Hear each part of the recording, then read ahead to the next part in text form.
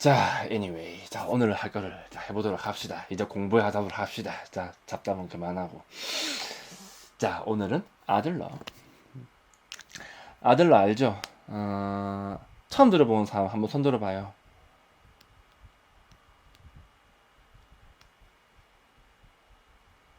꽤 있을걸요, 그래도 아마. 프로이드는 뭐 모르는 사람 없을 테고, 그죠? 하긴 뭐 칼융도 뭐 처음 들어본다는 사람이 많기도 하고.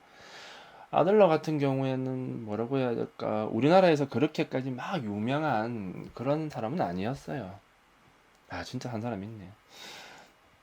이 사람이 유명해지게 된 계기가 있죠. 그게 뭐냐면 우리나라에 책이 하나 나왔었어요, 예전에. 그 책이 어디 있더라? 가만히 있어.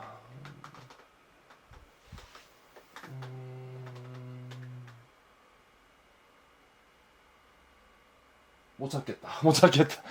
자, 미움받을 용기라고 하는 책이 하나 있어요. 미움받을 용기.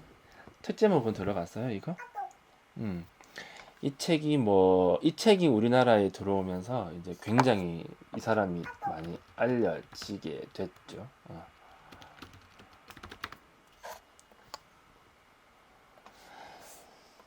일본 사람이 쓴 책인데 그게 엄청난 베스트셀러가 됐어요. 그 장난 아니었죠. 그 책 그게 진짜 엄청나게 팔렸어요. 그 책이. 그래가지고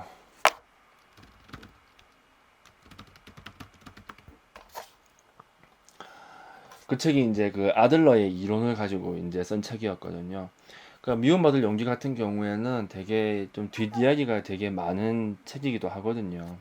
그 책이 진짜 말도 못하게 많이 팔렸는데 처음에는 그거 출판해 줄 데가 없어가지고 여기저기 또 돌아다녔었어요. 그거 아무도 안 해주려고 했었죠.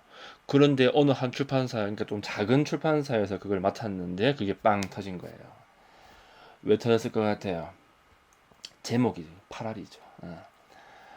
그러니까 제목이 약간 좀 모순적이잖아요. 미움받을 용기. 그러니까 미움이랑 용기라고 하는 이게 두 개가 붙어 있는 이게 약간 좀 모순적으로 느껴진단 말이에요, 이게.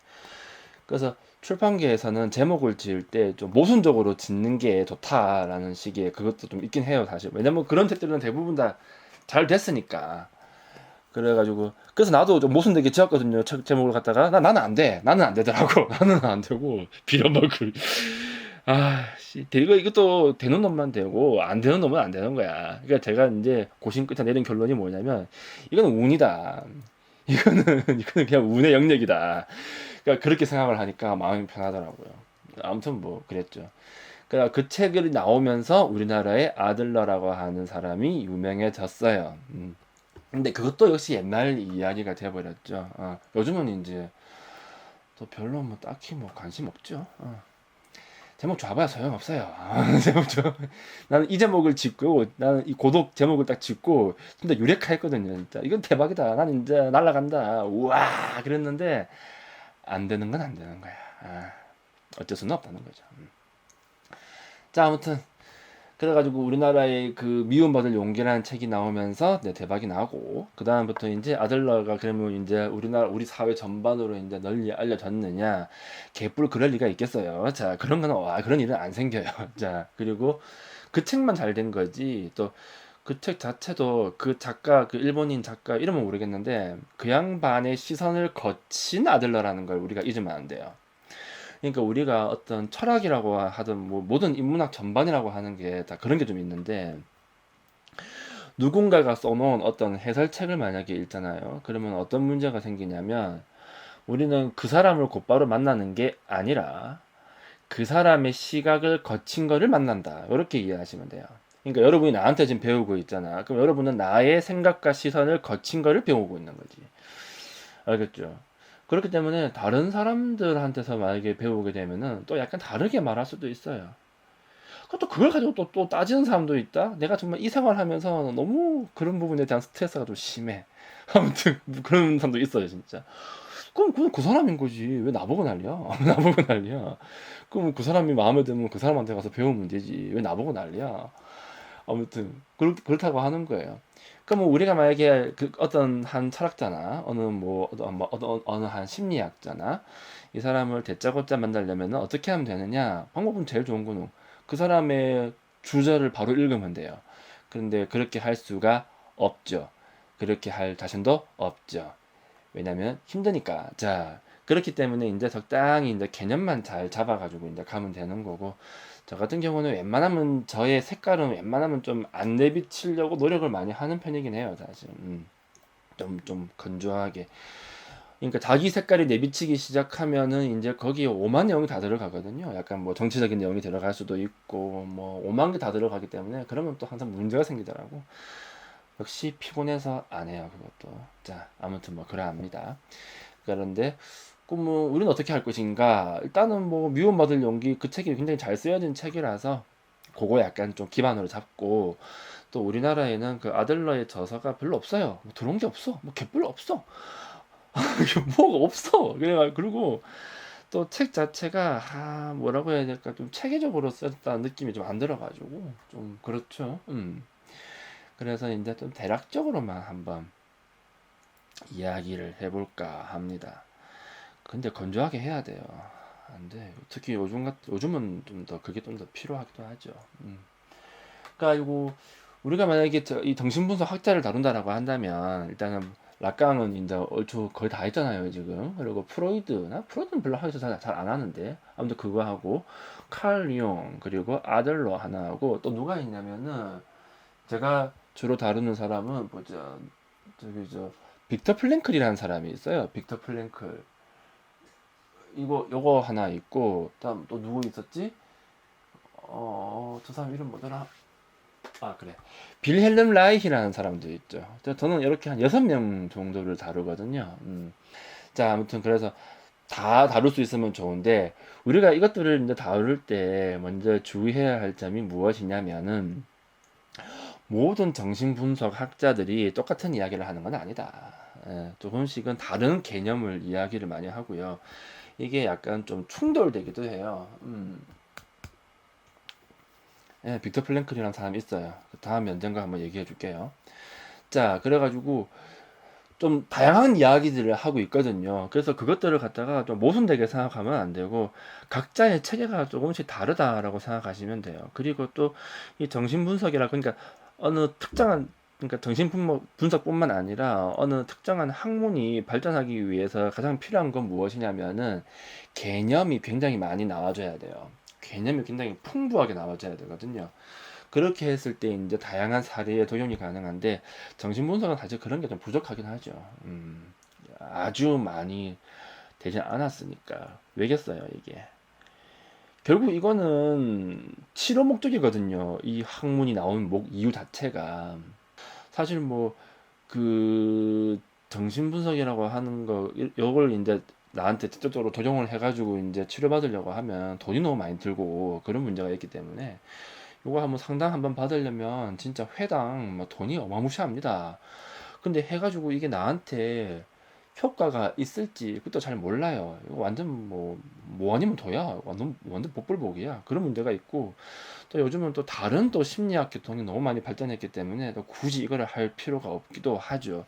그래서 만약에 내가 뭐 심리학과를 갔다라고 해가지고 갔으니까 우리 이제 앞으로 정신분석 열심히 하겠지, 그런 게 1도 없습니다. 거기 가면요, 뭐 통계 막 이런 것도 하고 뭐 그런 걸 많이 하고 결국 과학이거든요, 이것도. 그래서 좀 접근 방식이 다르다, 이렇게 이해하시면 되겠죠. 자, 그럼에도 불구하고 우리가 그럼 정신분석이라고 하는 걸 위주로 해서 배우는 이유는 무엇이냐면은 간단해요.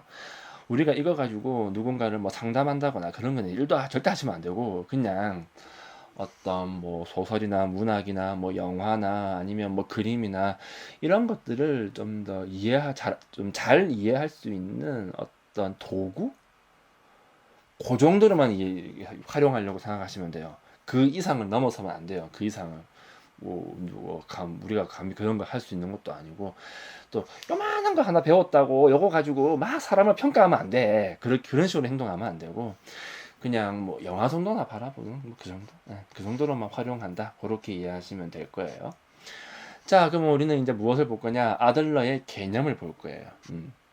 이 사람의 모든 것을 다 보기보다는 이 사람이 어떠한 개념을 가지고 이야기를 하고 뭐 어떠한 생각을 가지고 있는가, 요거를 볼 건데, 일단 먼저 봐야 될 거는 무엇이냐면, 크게 봐서 정신분석에서는 크게 봐서 두 가지 흐름이 나오게 돼요. 두 가지 틀이 있다고 봐도 되죠. 이렇게 첫 번째가 있고 두 번째가 있지. 첫 번째는 무엇이냐? 원인론이라고 불러요. 두 번째는 무엇이냐? 목적론이라고 부르죠. 자, 원인론이 있고 목적론이라고 하는 게 있어요. 뭘 것 같아요, 이게? 원인론은 간단해요. 그러니까 사람을 바라보는 어떤 뭐 관점 같은 건데, 그러니까 뭐 모든 결과에는 이유가 있다 이거지. 어떤 원인이 있으니까 이 결과가 나온 거 아니냐. 자, 그래서 이런 식으로 바라보게 되면은 그러니까 과거의 사건이 원인이 되겠죠. 이 원인이 결과를 규정하게 되는 거죠. 원인이 있고 그 다음에 결과가 나오는 거니까. 안 그래요? 내가 살이 왜 찝니까? 밥을 먹었으니까 살이 찌는 거예요. 고민할 필요가 하나도 없어. 그럼 살 빼고 싶으면 어떻게 하면 돼? 안 먹으면 돼요. 얼마나 간단해. 자, 그런데 그러니까 이 내가 약간 조금 살이 쪄버린 나는 과거의 사건 때문에 현재의 나가 나왔다라고 하는 거죠. 그래서 원인이 나를 어떻게 한다? 규정한다라고 보는 거죠. 그래서 여러분 스스로를 갖다가 뭐 생각하거나 바라본다라고 했을 때 지금 내가 왜 이 모양 이 꼴이냐, 뭐 내 성격이 왜 이러냐, 또는 뭐 나는 왜 이러한 문제를 가지고 있느냐, 이런 모든 생각들의 원인을 찾는 거예요. 원인론은. 그래서 그 원인을 밝혀낼 수만 있다면은 이제 원인을 알았으니까 그 원인을 갖다가 어떻게 좀 잘 해결해 가지고 현재를 잘 이해하고 또는 뭐 현재를 약간 조금 뭐 수정할 수도 있을 것이고 그거예요. 그러니까 보통의 정신 분석은 원인론으로 많이 빠지게 되죠. 그럴 수밖에 없겠죠. 마치가 진단하는 거하고 똑같은 거예요. 아이고 선생님 배가 아파요라고 해가지고 배가 아파가지고 내가 병원에 가서 그러면 청진기 딱 되고 이제 이렇게 뭘 해야 돼요? 진단을 해야 될 거 아니야? 원인을 찾아야 될 거 아니야? 그러니까 진단 나왔어. 원인을 찾았어. 그러면 이제 어떻게 해야 돼요? 그 원인을 잘 제거하거나 해결을 하게 되면은 이제 아프다라고 하는 결과가 해결될 거 아니에요. 그러면 정신분석은 무엇이냐? 바로 그 원인을 찾는 과정이라고 보시면 되는 거예요. 오케이? 그럼 웬만한 건 다 원인론이겠네. 당연하죠. 그렇게 흘러갈 수밖에 없죠. 자, 그런데 이 아들러라는 사람은 이상한 말을 한다는 거예요. 이 사람은 원인론을 주장하지 않아요. 뭐라고 하는 줄 알아요? 목적론이라고 하는 걸 주장하게 되죠. 자, 그러면 목적론은 무엇이냐? 목적을 먼저 설정하고 그러니까 목적을 이루기 위한 어떤 수단으로서 어떤 이유를 대는 거예요. 그러니까 제일 좋은 예가 뭐가 있냐면 히키코모리들을 예를 들어 보자면 이 사람은 이렇게 얘기를 해요. 히키코모리가 뭐냐면 왜 그 은둔형 외톨이라고 해가지고 방 안에 갇혀가지고 왜 안 나오는 사람들이 있잖아요. 음. 여러분들 주변에도 한두 사람쯤은 있을 수도 있어요. 그런 사람들이. 어떻게 하면 찾을 수 있을까? 간단해요. 보이지도 않아. 근데 뭐 하는지도 몰라. 그 집 부모한테 물어보면은 뭐 약간 얼머부리고 하면은 이제 약간 그럴 가능성이 좀 높기는 하죠. 우리 친척 중에도 한 명 있었거든요. 오타쿠는 활동을 하기는 하죠. 오타쿠는 그러니까 자기가 좋아하는 거에 너무 과하게 빠진 걸 말하는 거고 거기가 미친 놈인 거고 히키코모리는 모든 인간관계를 단절시키는 거예요. 그러니까 사람이 너무 싫은 거지. 그래서 모든 인간관계 단절시키고 나는 어디를 내 방 안으로 그냥 갇혀 들어오는 거예요. 그걸 다루고 있는 영화 중에서 제일 좋은 게 뭐가 있냐면 김시표류기라는 영화가 있는데 거기 보면은 히키코모리 한 명 나와요. 딱 그런 느낌으로 이해하시면 되죠. 자, 그러면은 히키코모리라는 사람을 봅시다. 자, 이런 애가 있다고 해봐요. 한 아이가 모든 인간관계를 단절했어요. 그래가지고 방 안으로 자기 자신을 가뒀다고 해 봅시다. 자, 그러면은 원인론에서는 뭐라고 하겠어요? 이렇게 설명하겠죠. 얘가 왜 이렇게 방 안에 갇히게 되는가? 자, 방 안에 갇혔다라고 하는 결과가 지금 나왔어요. 현재의 나는 방 안에 나를 가두고 있다고요. 그렇게 해서 결과가 나왔어. 그러면 원인론은 뭐라고 얘기하느냐? 얘가 이렇게 생각을 하게 되면 뭔가 이유가 있을 거 아니야. 그래서 뭘 찾아하려고 해요?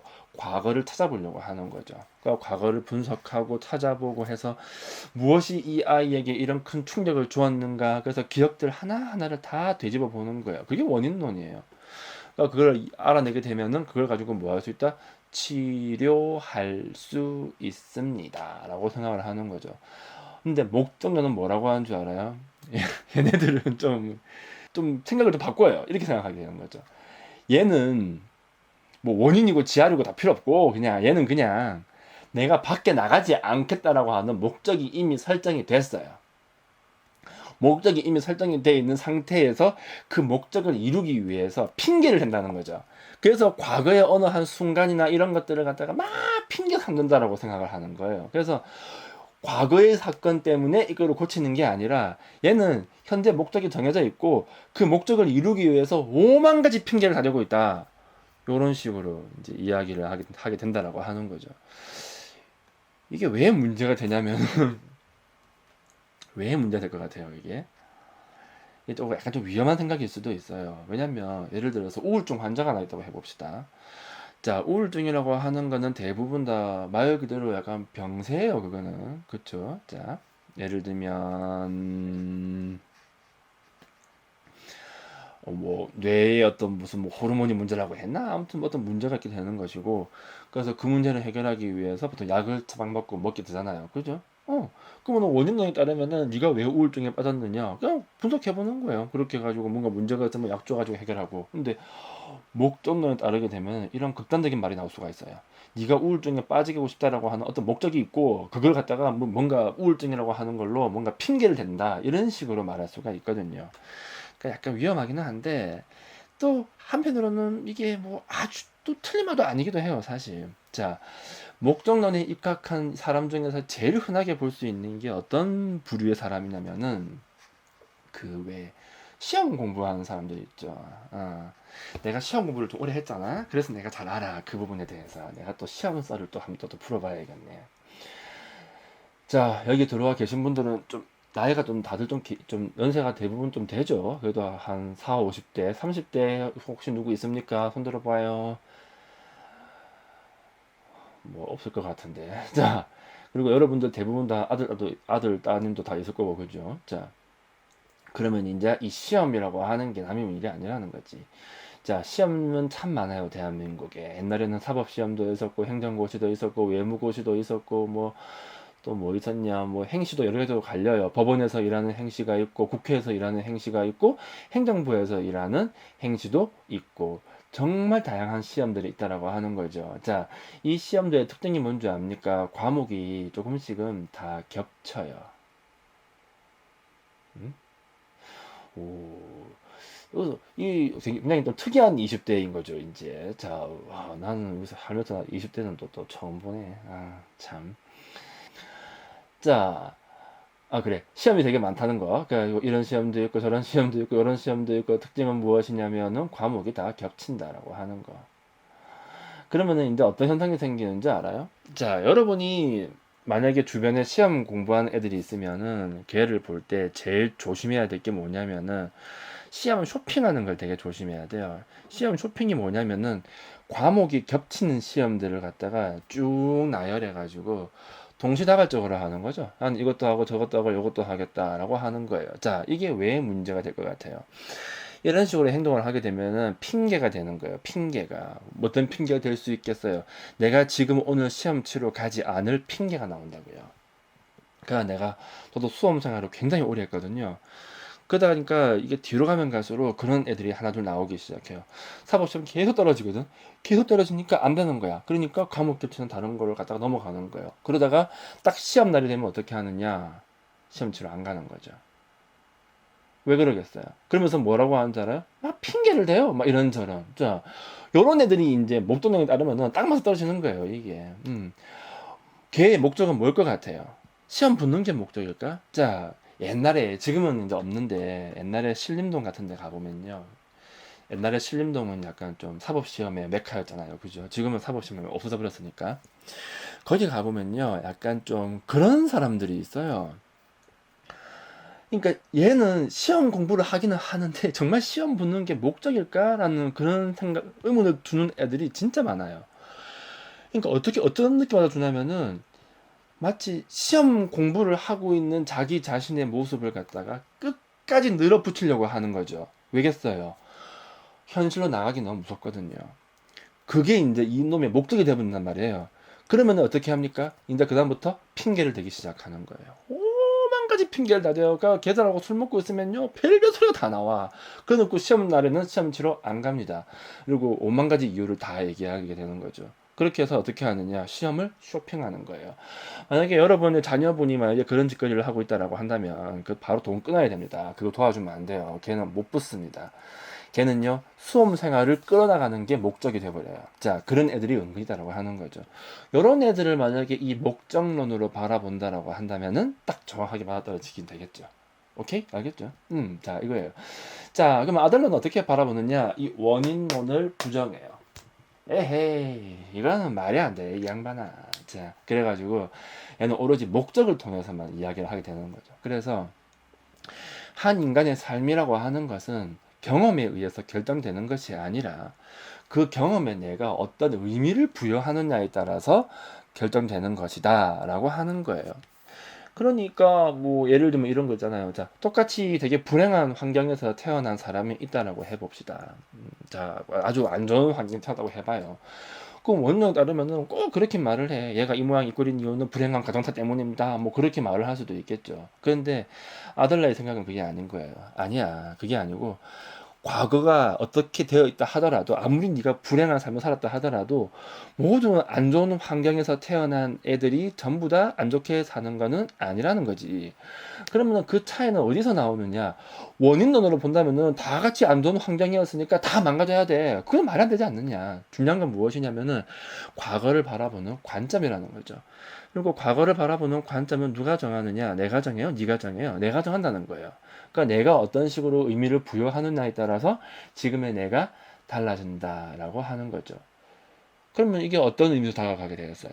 자, 인간의 삶이라고 하는 것은 결정되어 있는 것이 아니라 스스로 선택하는 것이다. 이렇게 되게 되는 거죠. 자, 그럼 여기서 질문.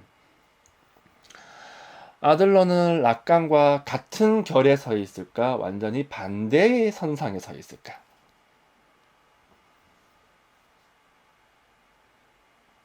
대답해요.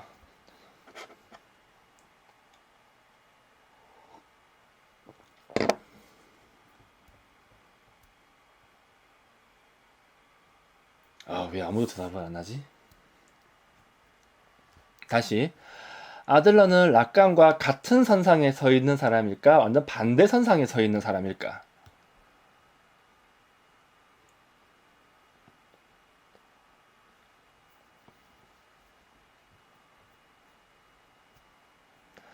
자, 같은이라고 말하면 안 되죠. 내가 그렇게 설명을 했는데 다시 한 번 더 봐봐요. 자, 같은이라고 말하면 안 돼. 자, 달라요. 이거는 완전히 다르죠. 이게 반대일 수밖에 없죠. 왜냐면은 자, 봐봐요.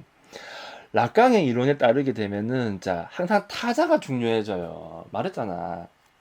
거울 이미지가 있고 그 거울 이미지를 갖다가 나에게로 가져온다. 또 상징계로 가게 되면은 상징계라고 하는 나와는 완전히 상관없는 어떤 거대한 어떤 구조가 있다라고 하는 것이고, 그 구조에 의해서 내가 어떻게 된다, 지배당한다라고 했잖아요. 그래서 오죽하면은 인간은 자기 자신이 원하는 걸 욕망하지 않는다. 단 한순간도 인간은 자기가 원하는 걸 욕망한 적이 없다. 뭘 욕망한다고 얘기했어요? 타인의 욕망을 욕망한다고 얘기했잖아요. 그러면은 나는 내 스스로 선택할 수 있어요, 없어요?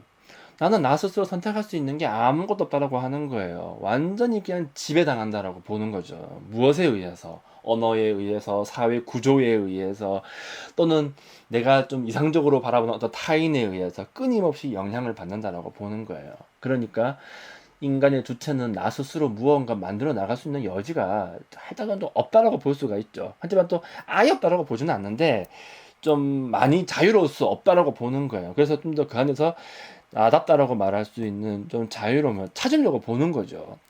근데 아들러는 뭐라고 얘기했어요? 아, 다 필요 없어. 뭐 구조고 나발이고 다 필요 없다고. 네가 네 과거를 어떤 식으로 바라보느냐에 따라서 네 인생이 그냥 결정나는 거야. 아, 네 과거가 그렇게 아주 역같고 그냥 힘들었다고 해봐. 그거 아무 상관없다니까. 그래가지고 거기 휘둘려가지고 내 인생은 너무 불행했어요 하면서 거기 휘둘리는 놈도 있고, 불행했지만 그래도 난 잘 살아볼 거예요 라고 하는 놈도 있고, 결국 그 선택은 누구에 의해서? 나에 의해서 나온단 말이에요. 그러면 나라는 사람을 결정할 수 있는 주인은 누구냐? 아들러에 따르면 내가 될 수밖에 없는 거예요.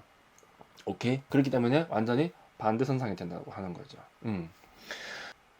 철학도 그렇고 정신분석도 그렇고 이 근대가 지나고 그러니까 정확하게는 2차 세계 대전이 지나고 나서 크게 봐서 두 가지 흐름이 나오게 돼요.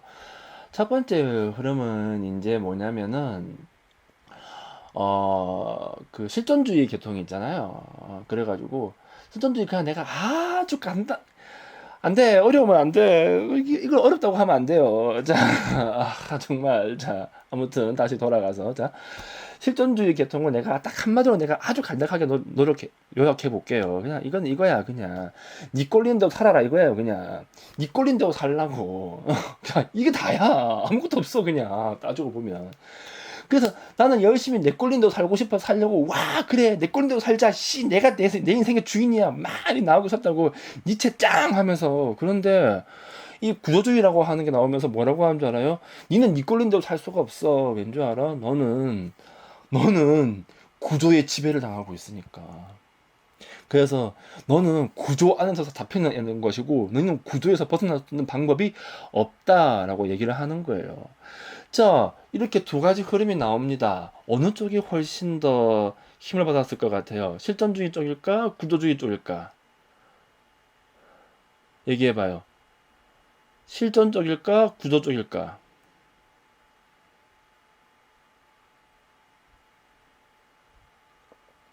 자, 그냥 정답만 얘기해 줄게요.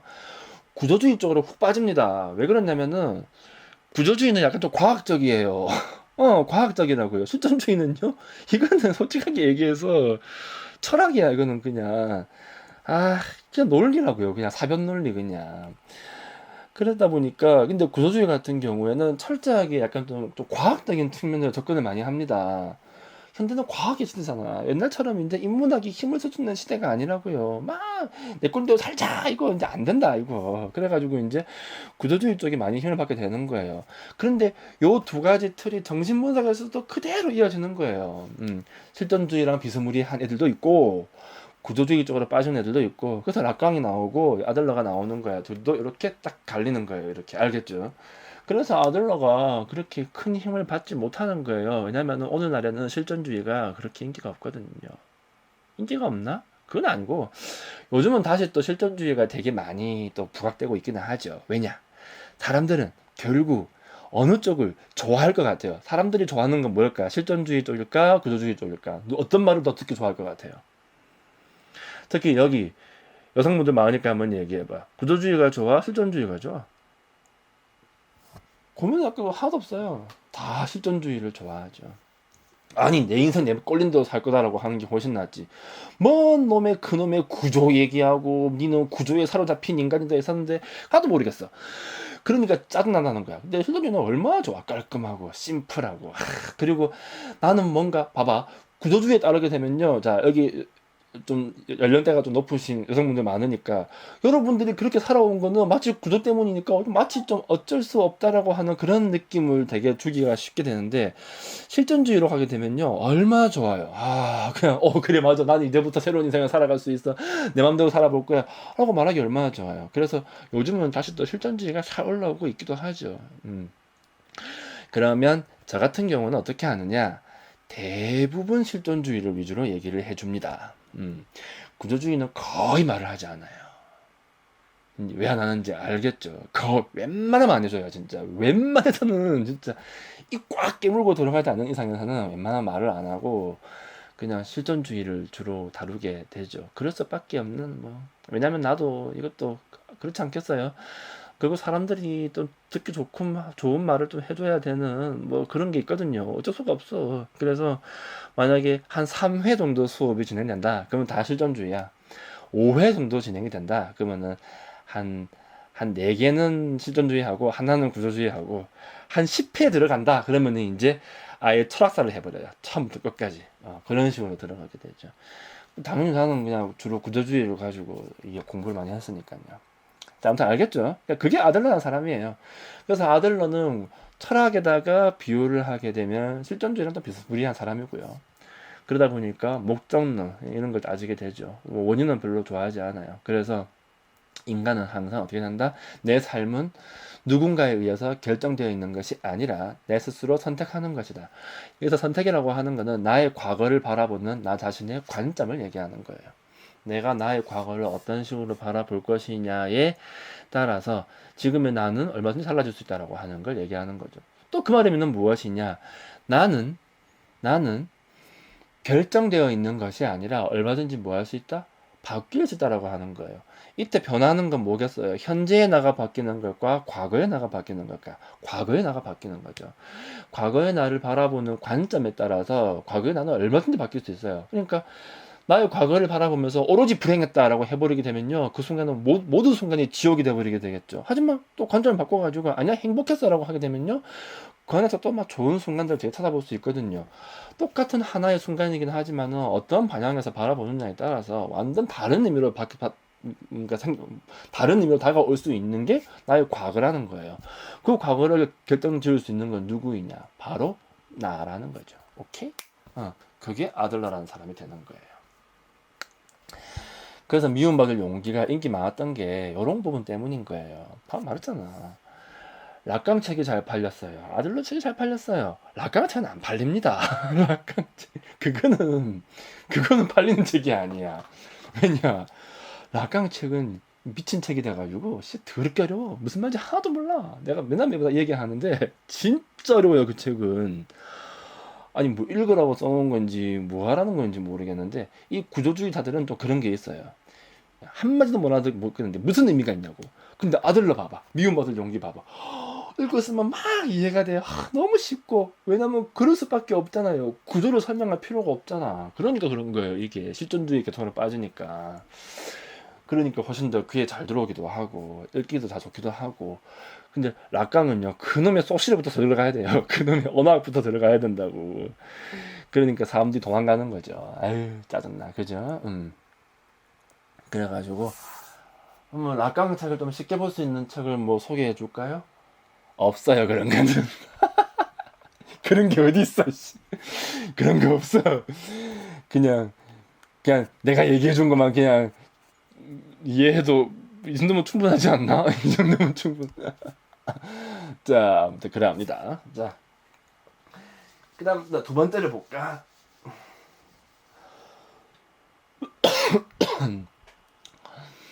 뭐 그렇다고 해서 뭐 아들러 책도 우리나라에 많이 들어와 있지는 않아요. 별로 없고 칼융 책이 되게 많이 들어와 있죠, 우리나라에는. 칼융 같은 경우에는 여러분이 만약에 융의 책을 사보시려고 하게 된다든지 찾아보시게 되면요, 뭐 주로 그러니까 신화 내용이 되게 많이 들어가 있어요. 왜 그러냐면은 이 칼융이 어떤 특이점이 바로 거기에 있거든요. 그 집단 무의식이라고 하는 말을 하게 되는데, 이제 어떤 문명에 있든 속해든지 간에 우리 모두에게는 어떤 공통된 무의식이 있다고 보는 거예요. 그걸 집단 무의식이라고 하게 되고, 그 집단 무의식을 찾을 수 있는 그 원형이 어디에 있냐면은 신화 속에 있다고 보는 거죠. 그래서 이 사람은 신화 분석을 다 더럽게 많이 한 거예요. 그래가지고 책 중에 인간과 상징이라는 책이 있는데, 잠깐만,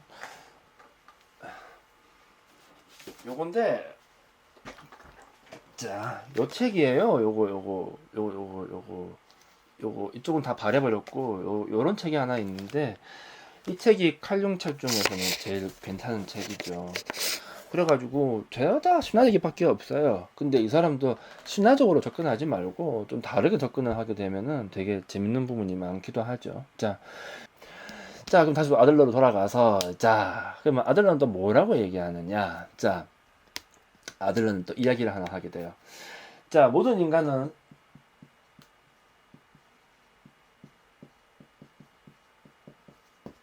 자, 생활 양식이라고 하는 거를 가진다라고 이야기를 하게 되죠.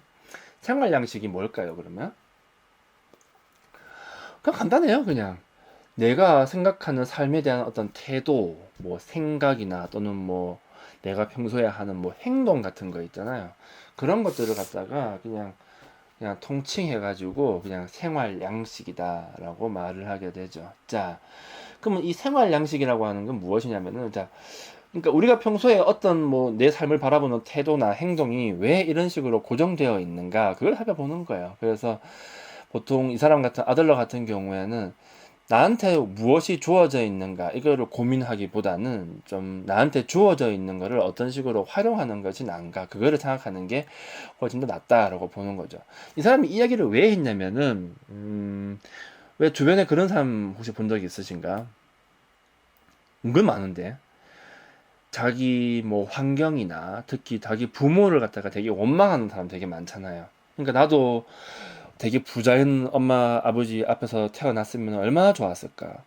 나는 왜 이런 집구석에서 태어나가지고 이 삶이 이렇게 이 모양 이 꼴인가. 뭐 이런 식의 태도 같은 거 말이에요.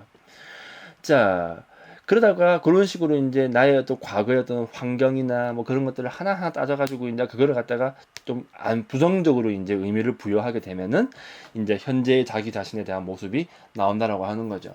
그럼 아들러 같은 경우는 뭐라고 얘기하냐면은 이렇게 얘기를 하는 거예요. 자, 그렇게 하지 말라는 거죠.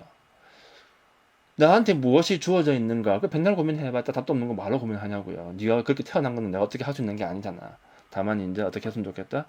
나한테 주어진 것을 가지고 어떤 식으로 활용하는 것이 좋을까? 그걸 이제 얘기를 하게 되는 거죠. 자, 그러면은 왜 인간은 주어진 것에 그렇게 불만을 가지고 집착을 하는 걸까? 왜 그럴 것 같아요? 똑같아요, 이것도 그냥 목적론으로 바라보게 되는 거죠. 자, 이 사람은 이렇게 표현을 해요. 자, 아가톤이라고 하는 말을 하죠.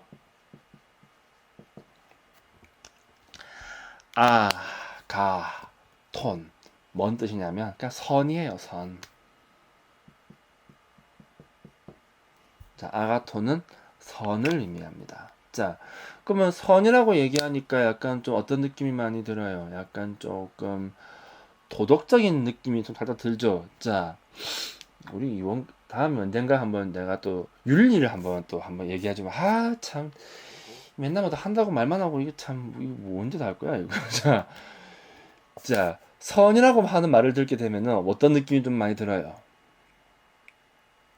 뭔가 올바르고 뭔가 좀 정의롭고 뭐 이런 식의 느낌이 살짝 들기도 하잖아요. 그죠? 자, 그런데 이 윤리로 만약에 접근을 하게 된다고 한다면은 세상 천지에 뭐 어떤 뭐 정해져 있는 뭐 선이나 또는 뭐 악이나 그런 게 어디 있습니까? 그런 거 없어요. 자, 윤리를 만약에 접근을 하게 된다라고 한다면 내가 간단하게 설명해 줄게요. 자, 딱 한마디로 요약해 줄게.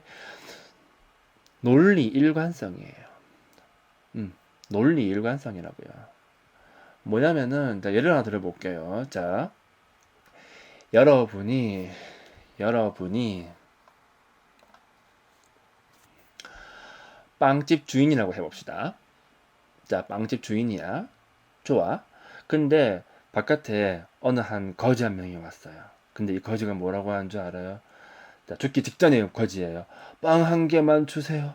빵 한 개만 주시면 제가 살아갈 수 있을 것 같아요. 라고 얘기하는 거예요. 자, 내가 빵을 주면 얘는 살아요. 내가 빵을 주지 않으면 얘는 죽습니다. 자, 여러분의 선택. 주실래요? 안 주실래요? 나 빨리 대답해봐요. 줄 거예요? 안 줄 거예요? 참고로 나는 안 줍니다. 나는 그냥 죽으라고 할 거예요.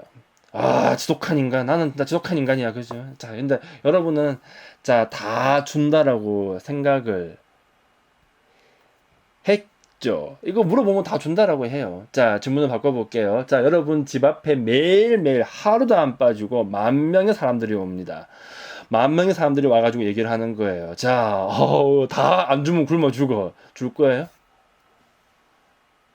이제 애매하잖아요. 그죠? 자, 매일매일 10,000명이다 해버리게 되면은 줄 수가 없단 말이죠. 자, 그러면은 이렇게 얘기를 하는 거예요. 한 명일 때는 주고 10,000명일 때는 왜 안 주는데? 자, 너무 극단적인 예시가 아니냐라고 할 수도 있겠지만 윤리라고 하는 게 바로 그런 거예요. 어떤 상황에서도 나는 뭘 지켜야 돼요? 일관성을 지킬 수 있어야 돼요. 이 상황에선 이렇게 말하고 저 상황에선 저렇게 말하고 귀에 가면 귀걸이고 코에 가면 코걸이고 그게 무슨 윤리야? 아니 안 그래요. 그러니까 이 철학에서는 이걸 갖다가 논리 일관성을 갖다가 엄밀하게 따지고 들어가는 게 굉장히 중요한 거예요. 그러니까 이런 극단적인 예시가 굉장히 많이 나오게 된다라고 하는 거죠. 알겠죠? 그래서 윤리라고 하는 걸 만약에 배운다고 한다면은 이 논리 일관성이라고 하는 게 굉장히 중요해지는 거죠. 하지만 또 현실로 들어오게 되면요, 또 그렇게 극단적으로 논리 일관성을 유지할 수는 없기 때문에 또 예외 같은 게 들어가기도 해요. 그렇게 하게 된다면 그거는 이제 법의 영역이 되는 거죠. 그건 철학의 영역이 아니라고 하는 거죠. 그래서 철학과 법은 그 미묘한 차이에 의해서 딱 벌어지게 되는 거예요. 오케이? 좋아. 그러면은 아들러가 말하는 아가톤, 이 선은 무엇이냐? 도덕적 의미를 말하는 것이냐? 뭐 그럴 수 있겠죠. 뭐 올바른 행위, 뭔지 모르겠지만은 뭐 본인이 정해놓은 게 있겠죠. 뭐 불쌍한 사람에 선 도와주고. 그런데 이 사람이 말하는 아가톤은 여기 하나가 더 들어가요. 뭐가 들어가냐면은 이득이 되는 거.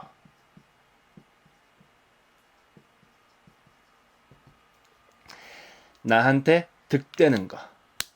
나한테 득되는 거. 그게 뭐다? 선이라고 하는 거예요. 그러니까 이게 나쁜 게 아니에요. 그러니까 여러분이 윤리를 바라볼 때 자꾸 쓸데없이 막 무슨 뭐 정의, 뭐 올바름 이런 거 생각하게 되면요. 답이 없어요, 이거. 왜냐면은 올바름의 기준이 뭔데요, 도대체?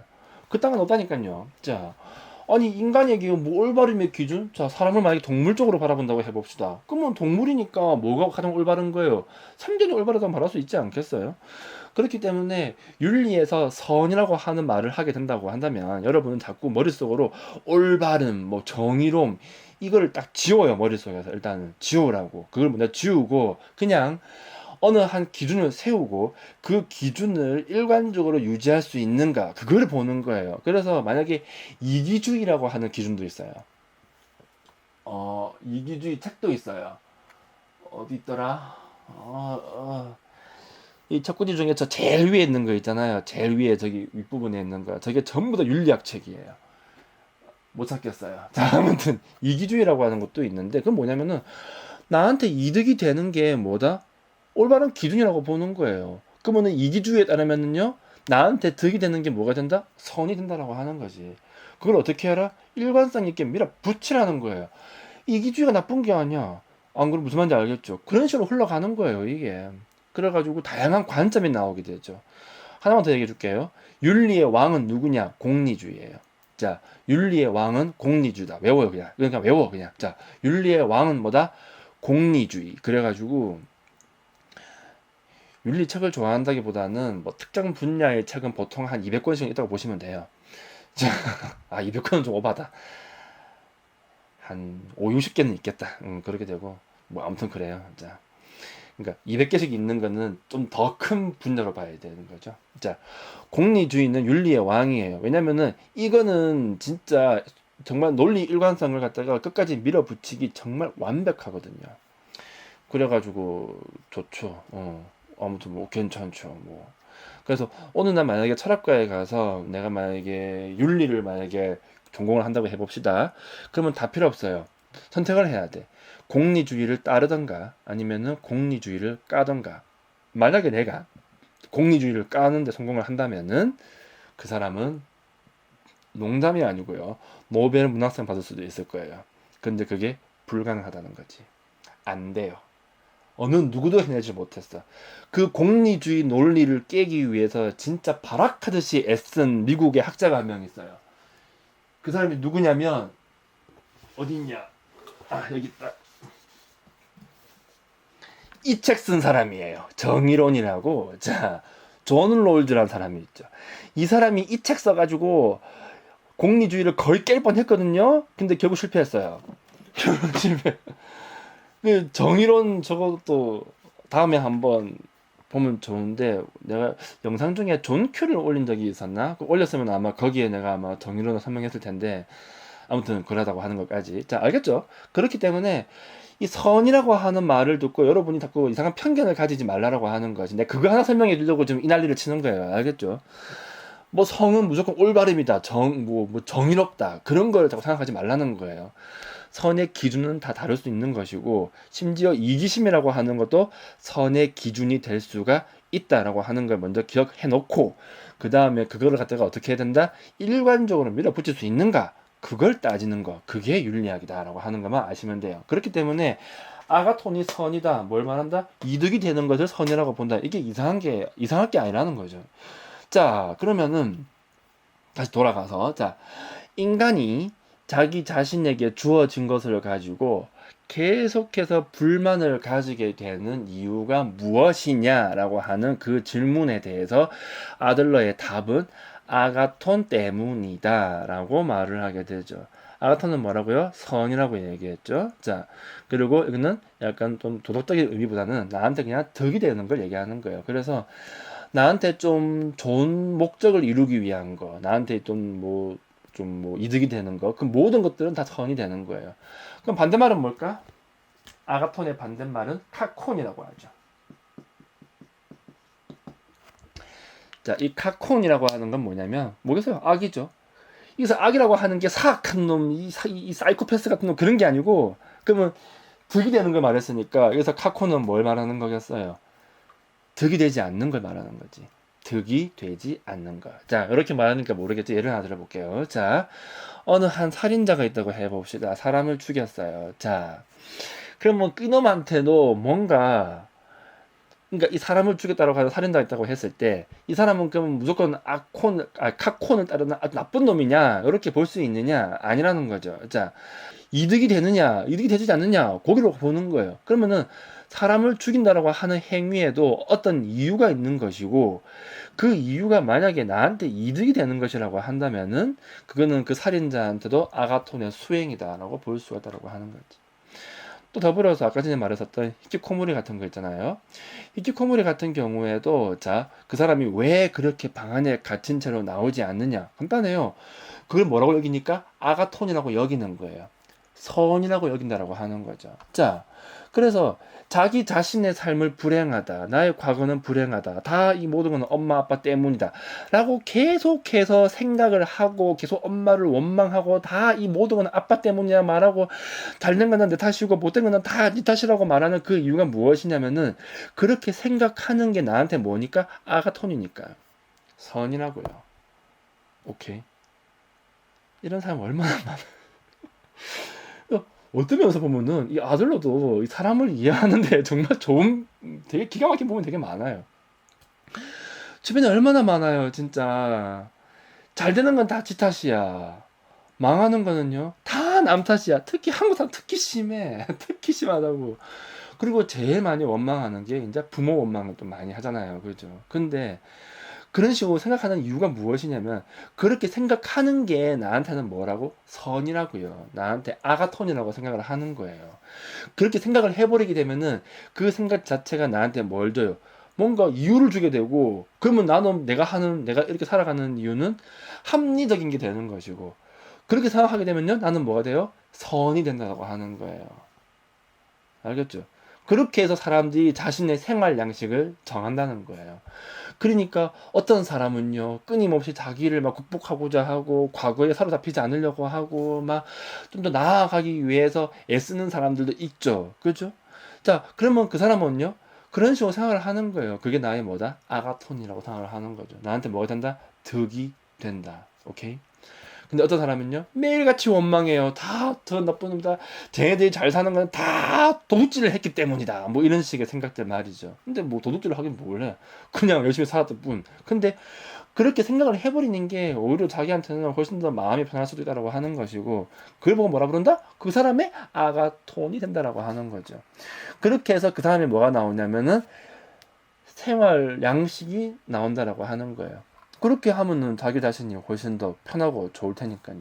자, 그래가지고 한 사람이 자기 자신과 이 세상을 갖다가 어떤 식으로 바라볼 것인가, 어떤 식으로 의미를 부여할 것인가, 그걸 보고 생활 양식이라고 하는 것이고, 그게 그 중심에 서 있는 게 무엇이 아가톤인가라고 보는 거예요. 그러면 아들러는 정신분석 학자니까, 자, 인간이 성장하는 과정에서 이 특정한 어떤 아가톤을 갖다가 딱 잡게 되는 순간이 있을 거 아니에요. 그 순간을 보고 이 사람은 보통 10살 한 전후쯤 해가지고 이제 그게 정해진다라고 보게 되죠. 처음으로 말이에요. 최초의 순간을 말하는 거예요.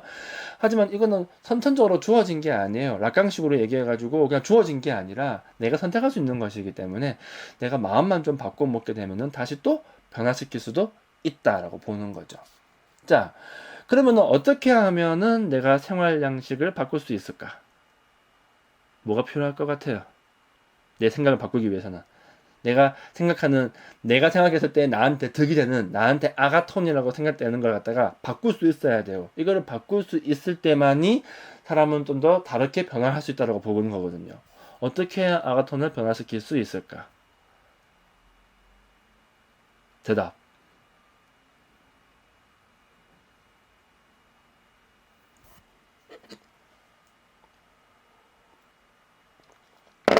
아휴, 이 현장 같으면 그냥 딱 집어서 물어보면 되는데. 대답해보세요. 대답해보세요. 저랑 수업하면요, 저 질문 진짜 엄청나게 많이 합니다. 끝도 없이 질문해요. 저희 뭐 돌아버릴 때까지는 안 질문을 하죠. 좋아. 아무튼 뭐 공부 좋고, 뭐 자아 성찰 좋고. 근데 그 책 제목이 왜 미움받을 용기일까? 이 사람은 용기를 되게 중시해서 그런 거예요. 용기가 중요하다고 보는 거죠. 결국에는 자 타인에게 있는 게 아니라 나 자신에게 있다고 보는 거예요. 그것도. 그러니까 내가 나를 갖다가 변하게 하기 위해서는 뭐가 필요하냐면 내 스스로 용기가 필요하다고 보는 의지 괜찮네. 의지 좋아. 의지. 자 이런 거 말하는 거예요. 그러니까 용기 뭐 의지 이런 것들. 그래가지고 나가 좀 더 바뀔 수 있게끔 용기를 내야 된다고 보는 거죠. 사실 안 그래요. 사람이 자기 생활 양식을 바꾼다라고 하는 게 쉬운 게 아니에요. 아까 전에 말했었던 다시 그 시험 얘기 한번 돌아가 볼까?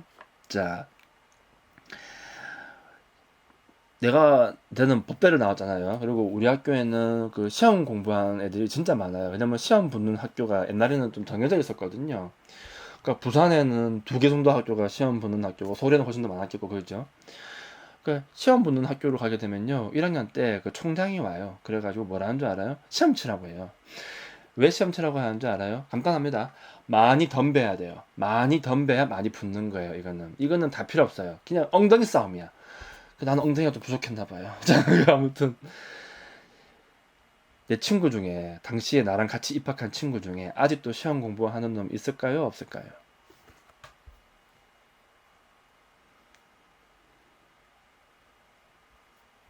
있을까 없을까? 자, 내가 이런 질문을 왜 하겠어요? 있으니까 하겠죠. 그죠? 응. 있으니까 하는 거예요. 음, 나이가 40이 가까이 오고 있는데 아직도 하고 있죠. 자, 사실 이게 자 봐봐요. 이 시험 공부라고 하는 것도 좀 그래. 음,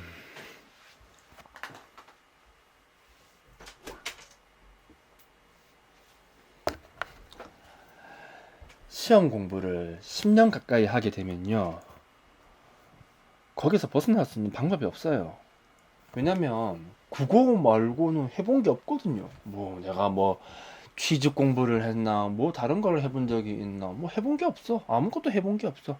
그게 내 인생의 전부라고 봐도 무방하죠. 자, 그런데 30대 초반이 되면 이제 선택을 해야 돼요. 이제 그만둘지 말지에 대해서. 자, 10년 넘게 살아온 내 생활 양식이라고요. 나는 뭐를 아가톤이라고 생각했어요.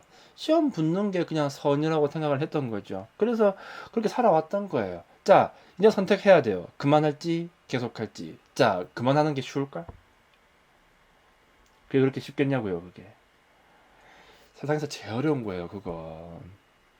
진짜 엄청난 용기가 있어야 돼요. 왜냐면은 과거 10년 동안에 내 모든 삶을 어떻게 해야 되냐면 부정할 수 있어야 돼요. 자, 그 말의 의미가 무엇이냐면 나의 과거를 갖다가 다르게 바라볼 수 있어야 된다고 하는 거예요. 나의 과거에다가 다른 의미를 부여할 수 있어야 된다고 하는 거죠. 그거는 아무나 못해요. 진짜 용기가 필요하다고 하는 거죠. 그렇게 근데 그 용기가 없으면 내 생활 양식이 변화하지 않아요. 나는 용기 있는 사람. 근데 겁나죠, 솔직하게 얘기해서. 그리고 약간 좀 미련이 남기도 해요, 사실. 내년에 하면 되지 않을까? 내년은 되지 않을까? 그 생각 말이지. 나는 용기 있는 사람. 난 결론적으로 잘난 사람. 근데 대부분의 사람들은 변하지 않습니다. 왜 사람이 변하지 않는다는 말을 되게 많이 하잖아요. 왜 사람은 변하지 않는다고 말하겠어요?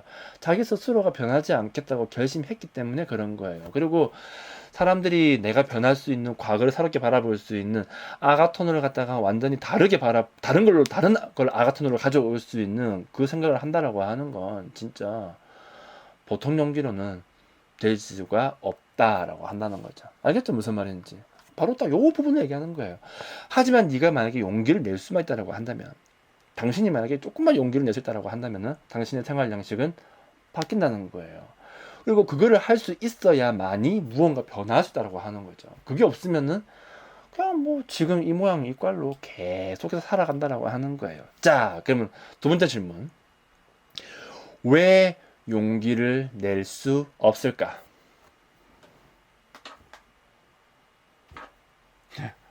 되게 재밌지 않아, 이거? 왜 용기를 낼 수 없을까? 참, 어찌 보면 쉬워 보이는데, 왜 용기가 안 나지? 자, 대답해봐요. 왜 용기를 낼 수 없을까?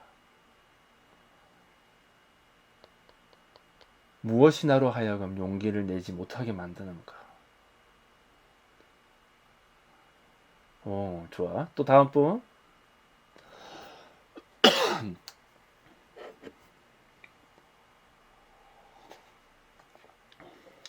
성격.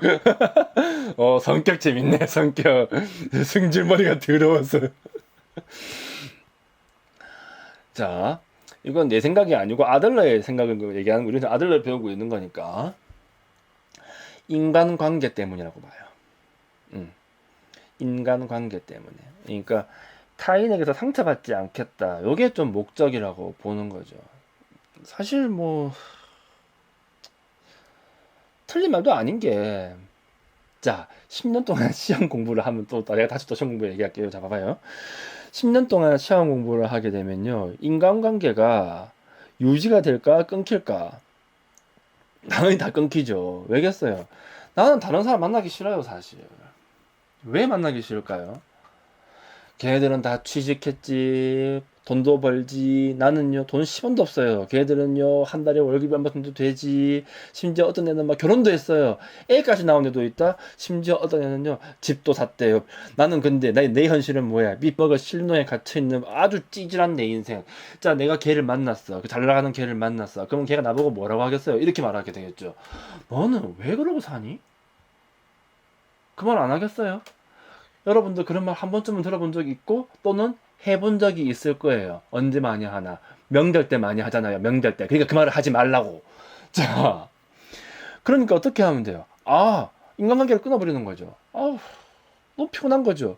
내가 만약에 용기를 냈어. 용기를 내가지고 내가 생활 양식을 바꿨어. 그럼 어떻게 해야 돼? 밖에 나가야 돼요. 새로운 사람 만나야 되고, 그렇죠? 뭔가 뭐 취직을 하든 뭘 하든 해야 된다고요. 그러면 그들은 나한테 끊임없이 물을 거예요. 뭐 하시다가 이 나이 때까지 아무것도 안 하고 살아오셨어요? 시험 공부요? 그러셨구나. 예. 이런 식으로 말하지 않겠냐고요. 그래서 아들러는 이렇게 바라보게 되죠. 인간의 모든 문제는 결국 뭐다? 인간관계의 문제다. 맞는 말이죠, 사실. 어떨 때는 뭐 돈 같은 게 문제가 되고 되는 것처럼 보이고 뭐 다른 게 문제가 되는 것처럼 보이긴 하겠지만, 결국 따지고 들어가 보면은 본질 안에는 뭐가 있다? 인간관계가 있다라고 보는 거예요. 왜냐면은 인간은 사회적인 맥락 안에서 개인이 되기 때문에 그런 것이고, 인간은 본질적으로 타인의 존재를 전제할 수밖에 없기 때문에 그런 것이고, 인간이 가지고 있는 한 개인만의 오로지 나만의 고민이라고 하는 거는 존재할 수가 없다라고 하는 거죠. 왜? 항상 어떤 고민이든 네가 무슨 생각을 하든지 간에 반드시 타인의 그림자는 그 이면에 도사리고 있다라고 보는 거예요. 맞잖아요. 너무나도 당연한 말이라고 생각을 해요. 그래서 모든 문제는 인간관계에서 비롯되는 문제이다. 그러면은 이 인간관계가 나한테 어떤 걸 주기 때문에 내가 이토록 그렇게 용기 내는 게 두렵고 생활 양식을 변화를 주는 게 이토록 두려운가? 그리고 내가 왜 인간관계 때문에 용기를 못 내 가지고 새로운 인간으로 변화할 수가 없는가? 도대체 인간관계의 어떤 면이 나를 이토록 힘들게 하는가? 자, 또 그 이유를 알아야 될 거 아니에요. 무엇이 이 사람 간의 관계가 나를 이렇게 고통스럽게 만들어 나가는가? 자, 이 사람은 아주 깔끔하게 설명을 해요. 열등감.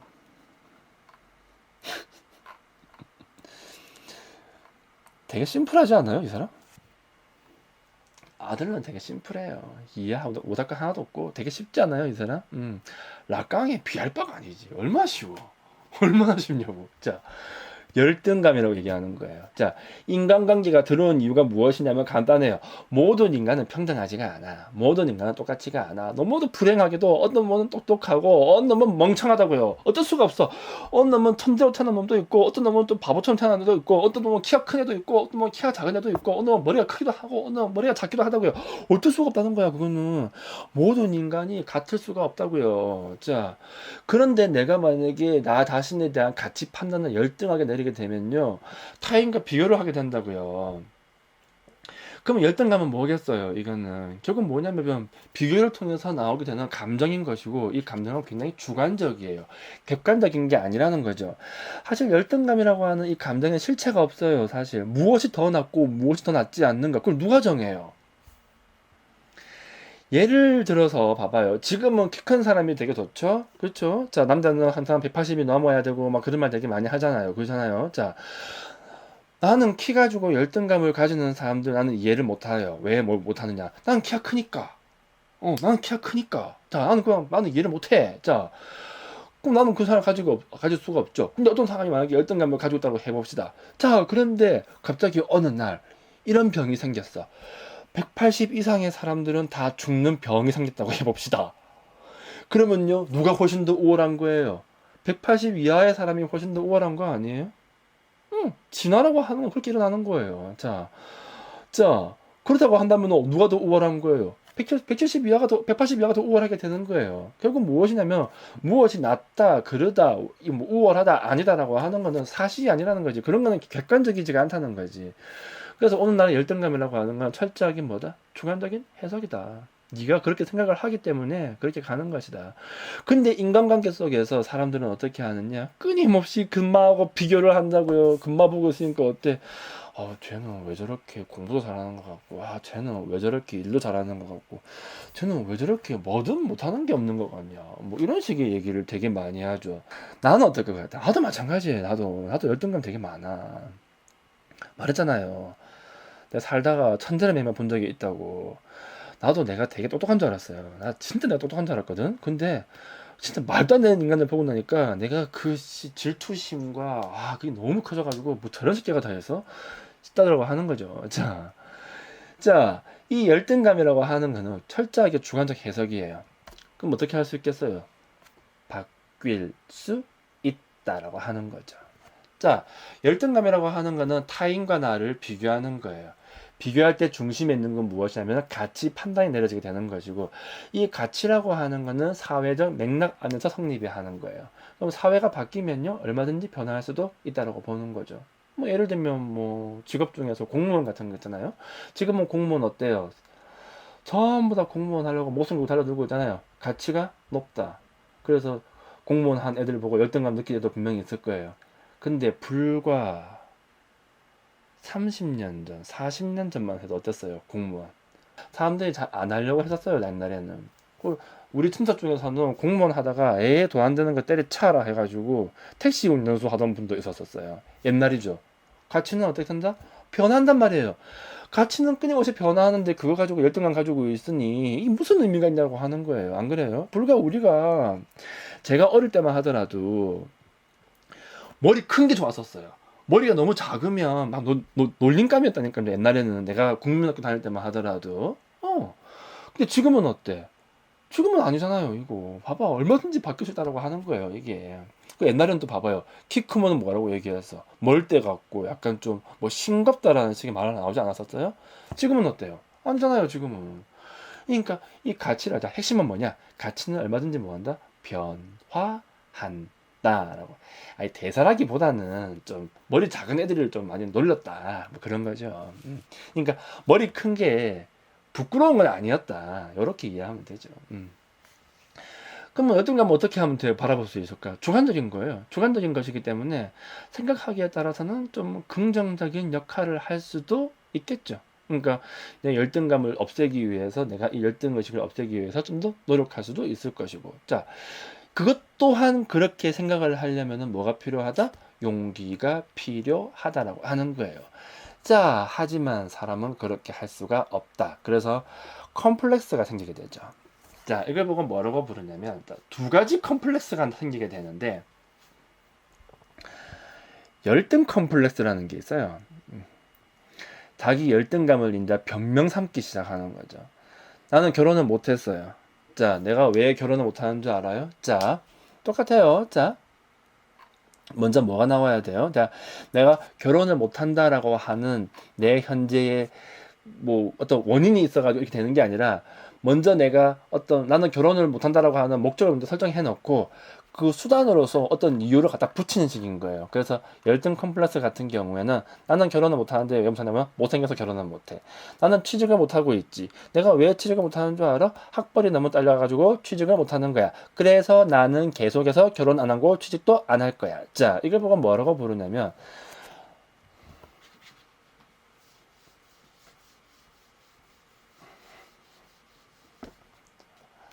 무늬만 인과 법칙이라고 해요. 아이고.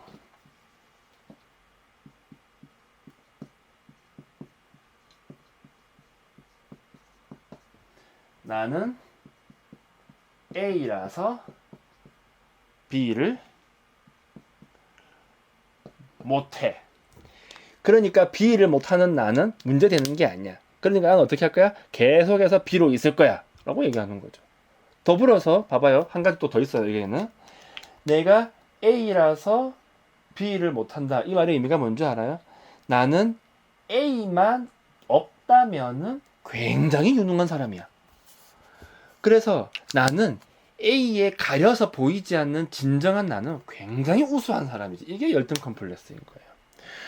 주변에서 흔히 아마 봤을 거예요. 정식 용어예요. 그래서 여러분이 주변에서 아마 이런 부류의 사람들은 굉장히 많이 봤을 거예요. 자기 컴플렉스를 계속 얘기하는 거지. 내가 왜 안 되는 줄 알아? 내가 왜 안 되는 줄 알아? 그 말의 의미는 무엇이냐면 내가 이것만 아니었으면 너보다 훨씬 더 나아라고 얘기하는 거죠. 아주 머저리 같은 생각이죠. 여기에서 더 나아가면 뭐가 나오는 줄 알아요? 여기서 한 발 더 나아가면은 돌아버려요, 이제.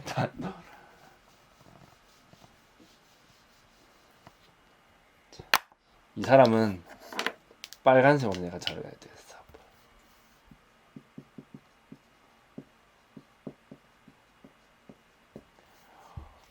불행을 자랑하는 사람이 나오기 시작해요. 열등감을 갖다가 첨예화 시켜가지고 이상한 우월감에 빠진다. 자기 불행을 자랑해가지고 남보다 우위에 서려고 하는 사람들이 나오기 시작하죠. 그러니까 열등감을 좀 무기화해가지고 사람들을 속박하려고 하는 거예요. 아마 굉장히 많이 봤을 겁니다. 주변에서 자기 불행을 끝도 없이 자랑하는 사람, 늘어놓는 사람. 나는 이렇게 불행했고 저렇게 불행했고 이렇게 불행했고 이렇게 불행했고, 자기 불행을 갖다가 끝도 없이 늘어나요. 나 듣기 싫어 죽겠어 진짜. 근데 네가 불행하던 말도 나하고 뭔 상관이야. 근데 자기 불행을 갖다가 계속해서 늘어나요.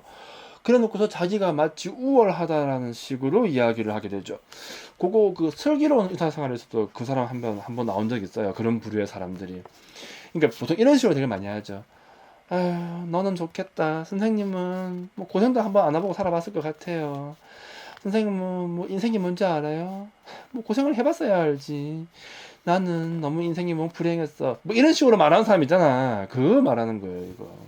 그러면서 자기가 어떻게 훨씬 더 우위에 있다라는 식으로 얘기하죠. 그게 불행자랑이에요. 뭐 개소리죠. 왜냐? 그러니까 불행자랑 하는 사람들은 개소리죠. 자, 세상 천지에 사연 없는 인간이 어디 있습니까? 자, 세상 천지에 사연 없는 인간이 어디 있냐고. 자, 그렇게 할 필요가 없기 때문에 말을 안 하는 건데, 그거를 갖다가 무기화해가지고 막 그런 식으로 말을 하는 사람들이 은근히 꽤 많다라고 하는 거예요. 자, 여러한 부류의 사람들도 있다라고 하는 거죠. 알겠죠? 그러니까 이런 종류의 사람들도 결국엔 뭐냐? 열등감이 있는 것이고, 그 열등감은 결국 무엇이냐? 현재 자기 자신을 정당화하기 위한 수단인 거예요, 그게. 얼마나 재밌는 현상이에요. 그 슬기로운 의사생활 그 드라마에서는 그러니까 드라마에서는 이런 사람이 나왔어요. 한 아주머니가 나왔는데 이제 간이식을 받아야 되는 거죠. 그러니까 간이식을 받았던 사람이에요. 남편한테 간이식을 받았는데 이제 남편이 바람이 난 거야. 그래가지고 그게 너무 이제 고통스러워 가지고 이제 그 간이식을 해도 무슨 약을 계속 먹어야 되나 봐요. 근데 이제 이 사람이 약을 이제 안 먹는 거고 나는 이제 죽겠다라고 하는 거죠. 자, 나는 그냥 죽어야겠다라고 하는 결론이 내려졌어요. 그러면 이제 나는 그러한 생활 양식을 갖다가 어떻게 한다? 끝까지 정당화하고 싶은 거예요. 어떻게 정당화할 수 있겠어요? 열등감을 이용하는 거고, 그 열등감을 갖다가 극단화시켜가지고 불행을 자랑하기 시작하는 거죠. 그래가지고 의사한테 막말하기 시작하는 거예요. 선생님은 항상 좋은 집에 태어나서 항상 행복하게 살았겠죠? 네가 무슨 인생을 알겠어요? 당신은 인생을 몰라. 나는 인생을 너무 잘 알지. 막 그런 식으로 이야기를 하면서 자기가 현재 처해 있는 이 모습을 갖다가 끝까지 유지하는 걸 갖다가 정당화시키는 거예요. 그러면은 지금은 내 모습, 이 모양 그대로 살아가는 게 가능해진다라고 하는 거죠. 얼마나 많습니까, 이런 사람들. 얼마나 많아요, 이런 사람들. 저기 시험 치러 가도 많고, 또 뭐냐, 자기가 뭔가 뭐 일을 열심히 한다가 그러다 하기 싫은 사람들도 맨날 보면 이런 핑계를 대는 경우가 되게 많죠. 정당화의 수단이다. 정확하게 보신 거죠. 자, 요런 걸 얘기하는 거예요. 그러니 아들러는 이런 사람들이 너무 지나치게 자신의 현 상황을 갖다가 유지하기 위해서 과거를 갖다가 어떻게 해요? 수단화해가지고 가져온다고 보는 거예요. 그러니까 과거를 갖다가 계속 분석해가지고 이 사람이 왜 이렇게 돼버렸을까 원인을 백날 따져봤자 아무 소용이 없다라고 보는 거죠. 자기 자신이 과거를 그런 식으로 해석을 하는데 어떻게 그 사람이 변할 수 있겠느냐? 오케이? 바로 그 말인 거예요. 그래서 이 사람은 목적론자가 된다라고 하는 거죠. 되게 특이하죠. 되게 특이한데 또 이 사람의 논리로 따라가게 되면요. 또 꽤나 많은 것들이 설명이 돼요. 설명이 된다라고 하는 거죠. 자, 하나만 더 얘기해 볼게요. 우월 컴플렉스라는 것도 있어요.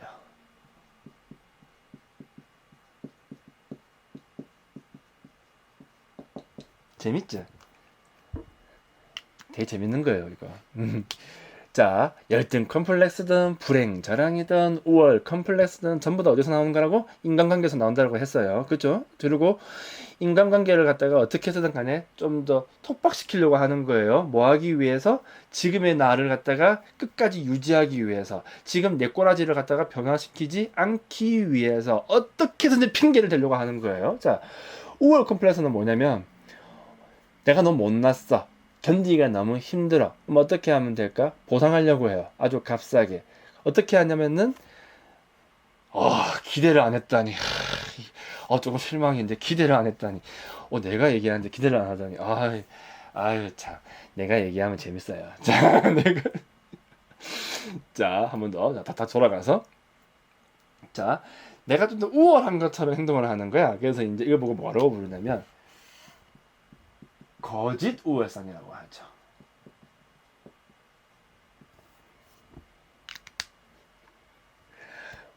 예를 들면 이런 거예요. 봐봐요. 자, 내가 되게 못났어. 근데 이렇게 얘기한다. 충고하고 얘기하다가, 야, 우리 사촌 형은 의대에 가가지고 우리 여기서 잘 나가는 형이야. 와, 이 새끼야. 뭐 나한테 다 물어봐. 야, 우리 사촌 형이 변호사야. 야, 내가 새끼 우리 사촌 형이 이리 잘 나가. 너 뭐 힘든 거 있으면 나한테 다 말해. 요거예요. 이게 우월 컴플렉스야. 너무 초라하지 않아? 이 우월 컴플렉스라고 하는 거는요, 좀 더 사회적인 맥락으로 나올 수도 있어요. 그러니까 이게 이제 어떤 식으로 바라볼 수 있냐면은, 왜 중국 사람들 보면은 좀 그런 거 좀 심한데, 자기 자신은 별거 없는데 항상 뭐라고 하는 줄 알아? 자기 나라 한족들은 되게 위대하대요. 그러니까 내가 얼마나 내가 위대한 민족의 사람인 줄 알아? 맨날 그런 말을 한다고 하는 거죠. 되게 멍청한 거죠. 그래봤자 너는 뭔데? 별 볼 일 없는 사람이잖아. 그게 오월 컴플렉스예요. 그래서 대부분 좀 못 사는 나라들이 그런 걸 되게 강조를 많이 하죠. 우리 옛날에도 그런 걸 되게 많이 강조하잖아요. 우리는 5,000년 역사를 가진 대단한 무슨 블러드를 가지고 있는 우월한 민족이고, 그렇게 정신 승리를 안 하면, 내가 정신 승리를 안 하면 내 현실이 너무 비참하거든. 그러니까 이게 이제 좀 사회적인 측면으로 하게 되면은 이제 이런 식으로 정신 승리가 가는 거고, 또 개인적인 측면으로 오면은 뭐 친구 자랑, 뭐 친척 자랑, 뭐 부모님 재산 자랑까지도 해요. 그래서 남자를 만날 때 제일 조심해야 되는 게 뭐냐면은 우리 엄마 얼마 있다 이런 놈들을 되게 조심해야 되죠. 자, 그게 우월 컴플렉스예요, 그게. 너희 엄마가 얼마 있더만 너 그게 니하고 무슨 상관인데. 근데 그렇게도 말하고 싶은 거예요. 그래서 내가 우월한 것처럼 꾸미는 거죠. 요거는 어떤 메커니즘을 가지고 있냐면은 내가 있고 나와 무언가를 연결시켜요. 뭘 것 같아요, 그게? 권위예요, 권위. 오케이? 네. 그래가지고 이제 나와 권위를 이렇게 연결시키게 된다라고 하는 거죠. 옛날에 그 2차 세계대전 당시에 독일 애들 있잖아요. 히틀러가 그 뭐냐 어떤 식으로 걔네들을 꼬드겼을 것 같아요. 이렇게 꼬드겨요. 여러분 사는 게 힘듭니까? 당신의 삶은 너무나도 고통스럽습니까? 아니에요. 당신은 고통스럽지 않아요. 당신이 왜 힘든지 알아요? 당신은 사실은 정말 정말 위대한 사람이에요. 당신은 정말 위대한 사람인데 누구 때문에 힘들냐면 쟤 때문에 힘든 거예요. 쟤 때문에. 당신은 아주 위대한 아리아인이에요. 이런 식으로 꼬드렸거든요. 그러니까 어때? 내가 힘든 이유는 쟤 때문이구나. 사실 나는 굉장히 위대한 사람이구나. 이런 식으로 가는 거죠. 이건 좋은 게 아니죠. 자, 이런 것도 우월 컴플렉스가 되는 거예요. 자, 요거를 잘 활용하면은 또 참 사람들을 참 뭐 어떻게 바라볼 수도 있겠죠. 자, 아무튼 요렇게 이제 보는 거예요. 알겠죠? 자, 한번 전체적으로 정리를 해보도록 합시다. 자, 정리를 한번 크게 한번 해봐요. 이제 한번 정리를 해봐야 돼. 자, 모든 인간은 생활 양식을 가지고 있어요. 자, 내가 어떤 식으로 삶을 바라볼 것인가, 내가 어떤 식으로 행동을 할 것인가, 내가 뭐 행동하거나 생각 같은 것을 하는 어떤 태도 같은 거, 그걸 이제 각자만의 생활 양식이 되는 거예요. 여러분들 각자는 다 나름의 생활 양식을 하나씩은 다 가지고 있다고 하는 거죠. 나는 내 거를, 여러분은 여러분 거를. 알겠죠? 그런데 이 생활 양식이라고 하는 거는 태어날 때 정해져 있다기보다는 내가 얼마든지 변화할 수 있다라고 보는 거예요. 그리고 조금씩은 변화하는 게 맞다라고 보기도 하죠. 근데 사람들은 이거를 잘 변화하지 않으려고 해요. 그리고 심지어 당신이 지금 처해 있는 생활 양식이 굉장히 좋지 않다 하더라도 그거를 유지하려고 하는 어떤 경향을 좀 많이 보인다라고 하는 거죠. 뭐 도박 중독에 빠져도 안 벗어나려고 하고, 시험 중독에 빠져도 안 벗어나려고 하고, 그거 좀 아니지 않니라고 해도 안 벗어나려고 하지만 또 본인 스스로는 약간 원하기도 해요. 좀 더 새로운 삶을, 좀 더 변화할 수 있는 그러한 삶을. 그러면은 이제 아들러에 따르면 왜 인간은 그게 안 되는가? 왜 생활 양식이 변화하지 않느냐? 그 이유는 아가톤 때문이다라고 얘기했죠. 자, 아가톤은 나한테 이득이 된다라고 얘기했어요. 근데 여기서 이득이라고 하는 거는 나한테 어떤 뭐 금전적인 이득이나 그런 걸 말하는 게 아니에요. 그 여기서 말하는 이득이라고 하는 거는 내 지금의 생활 형태를 갖다가 유지하는데 정당화 시켜줄 수 있는 이유, 그게 나한테 득이 된다라고 하는 거예요. 알겠죠? 자, 도박 중독에 빠진 사람이 있어. 자, 애는 계속 뭐 하고 싶어요? 도박을 하고 싶어요. 근데 한편으로는요, 하고 싶지도 않아요. 왜 하고 싶지 않겠어요? 하고 싶지도 않아요. 그래. 근데 또 쉽게 관두지도 못해요. 그렇게 막 고민을 하고 있는 거죠. 그런데 내가 아가톤을 갖다가 잘 가져오는 거예요. 뭐라고 얘기하겠어요? 내가 이거를 하는 이유는 한 방이 있는 것이고, 이거 한 방을 하게 되면은 내가 모든 게 끝날 수 있어. 라는 식으로 이제 핑계를 대기 시작하는 거죠. 그 핑계를 대게 버리게 되면은 그게 나한테 뭐가 돼요? 이득이 된다라고 하는 거예요. 여기서 이득이라고 하는 건 뭐다? 이득을 내가 다른 말로 바꿔볼게요. 정신승리예요. 오케이? 쉽죠? 자, 이득을 돈으로 생각하면 안 돼. 이득은 뭐라고? 정신승리라고요. 자, 그렇게 정신승리 해줄 수 있는 거, 그게 뭐라고? 아가톤이 되는 거예요. 그렇게 해가지고 그 아가톤을 가지고 이제 끊임없이 정신승리를 하는 거예요. 정신승리를 계속 해가지고 어떻게 해요? 자신의 생활 양식을 계속해서 유지하려고 하는 거예요. 하지만 그렇게 살아가는 게 좋지는 않거든요. 그러니까 어떻게 하게 돼요? 그걸 바꾸게 했으면 좋겠다라고 한다고 하는 거죠. 근데 바꿀 수가 없어요. 뭐가 없으니까요? 용기가 없으니까요. 왜 인간은 용기를 낼 수 없을까요? 인간관계 때문에 그런 거예요. 왜 인간관계 때문에 용기를 낼 수 없을까요? 타인의 시선이 너무 두려운 거예요. 남들이 나보고 뭐라 할까봐, 남들이 나보고 뭐라고 깔까봐. 그래서 용기가 생기지 않는다라고 보는 거죠. 그래서 결국 네가 용기를 못 내는 이유는 뭐 때문이다? 인간관계 때문이다. 결국 네 모든 문제는 뭐에서 온다? 인간관계에서 온다라고 보는 거죠. 그러면 인간관계의 어떤 부분이 너에게 그렇게 용기를 못 주는데? 라고 했을 때 이 사람은 열등감을 얘기했고요. 첫 번째, 열등감이 더 심해지면 열등 컴플렉스가 나오고요. 더 심해지면요 불행감도 나오고요. 좀 더 또 다른 방향으로 조금 더 심해지면요, 우월 컴플렉스라고 하는 게 나온다라고까지 얘기가 된 거지. 오케이? 힘들어.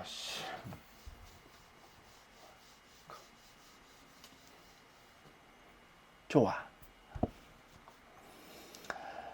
그러면 어떻게 해야 할까? 어떻게 해야 할까? 그러면은 좋아. 자, 아주 간단한 방법이 하나 있지. 자, 열등감은 어디에서 온다고요? 타인과의 비교에서 온다. 오케이? 그러면은 이 열등감에서 벗어날 수 있는 방법은 뭐가 있을까요? 간단하네. 타인과 비교 안 하면 돼요. 어떻게 하면 타인과 비교하지 않을 수 있을까?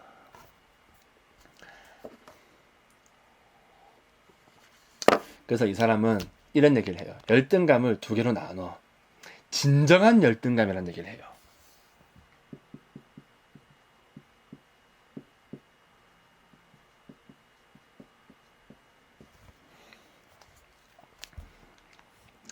요즘은 애들은 수능 칠 때 탐을 안 하거든요.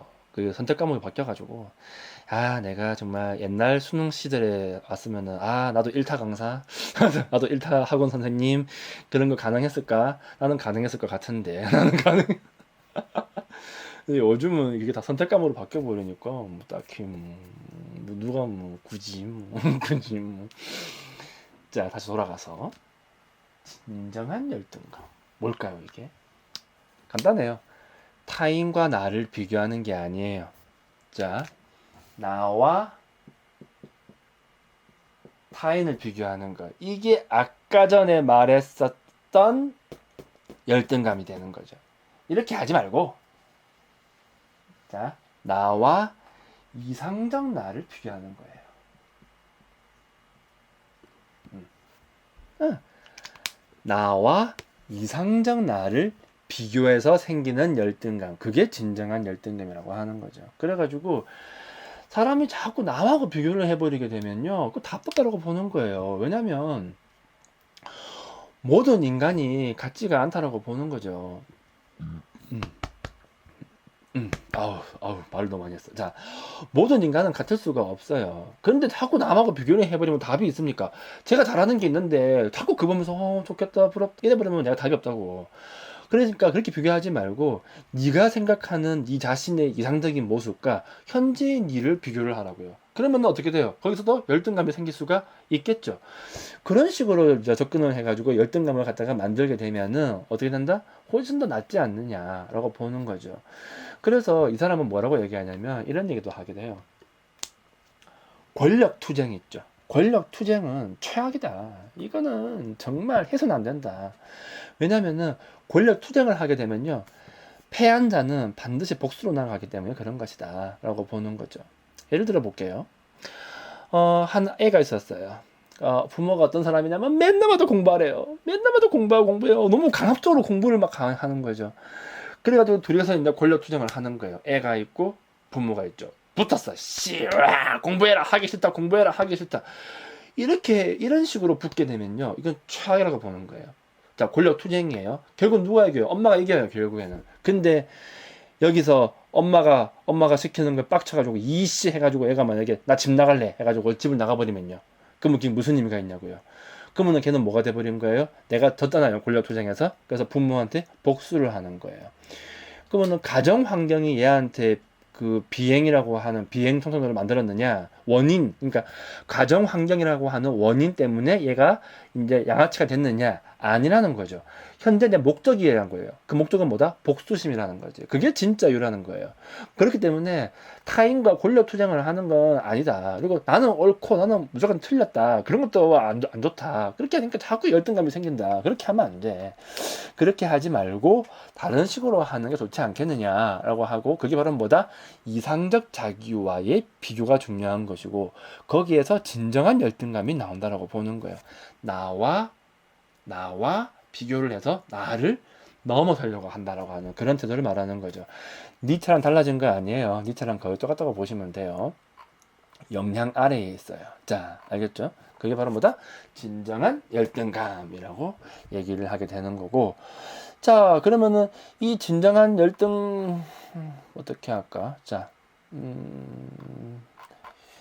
도해야 되나? 한번 써봐. 오케이, 다시 돌아가서 자.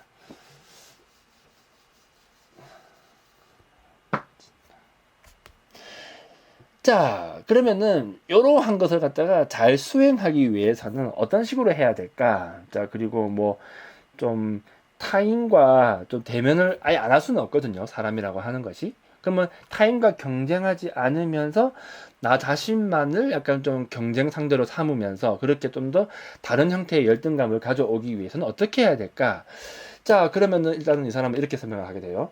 사람이 살아가면서 만날 수밖에 없는 세 가지 인간관계가 있다라고 하게 되고, 이 세 가지 인간관계를 갖다가 어떤 식으로 바라볼 것인가 이렇게 설명을 하게 되죠. 그걸 보고 뭐라고 부르냐면 인생의 과제라고 불러요.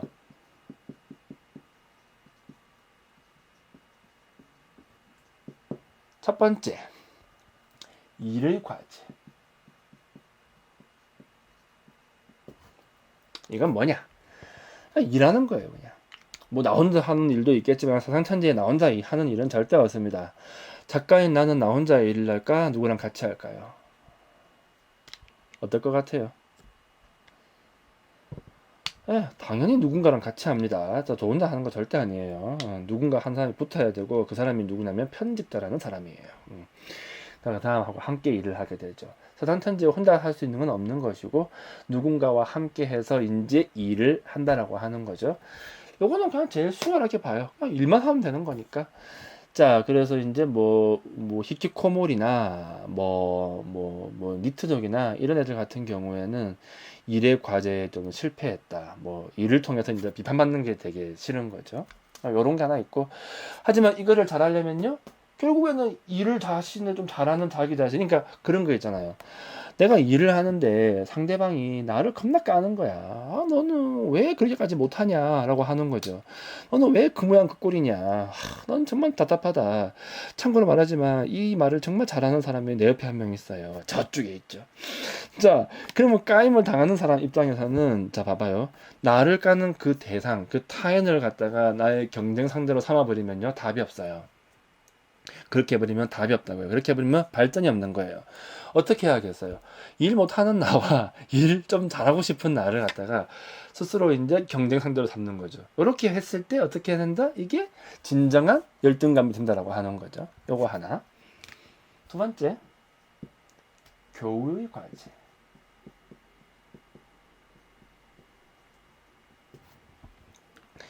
자, 교우의 과제는 뭘까? 그냥 친구 관계 말하는 거예요. 이거는 강제력이 없기 때문에 일보다 더 어려워요. 그러니까 친구들하고 좀 관계의 어떤 깊이나 그런 거를 갖다가 좀 더 깊게 가져가는 그걸 얘기하는 거죠. 친구 숫자 많다고 해봤자 아무 소용 없죠. 그러게 무슨 의미가 있겠어요. 누군가와 좀 더 가깝게, 친하게, 좀 더 깊게 이해할 수 있는 게 필요하다고 하는 건데, 누군가와 훨씬 더 가까워지고 훨씬 더 친해지기 위해서 어떻게 해야 될까요? 타인을 이해하는 게 중요할까? 역시 아니라고 보는 거예요. 자기 자신을 이해해야 한다고 보는 거죠. 그것 또한 진정한 열등감이 필요한 순간이라고 보는 거죠. 세 번째는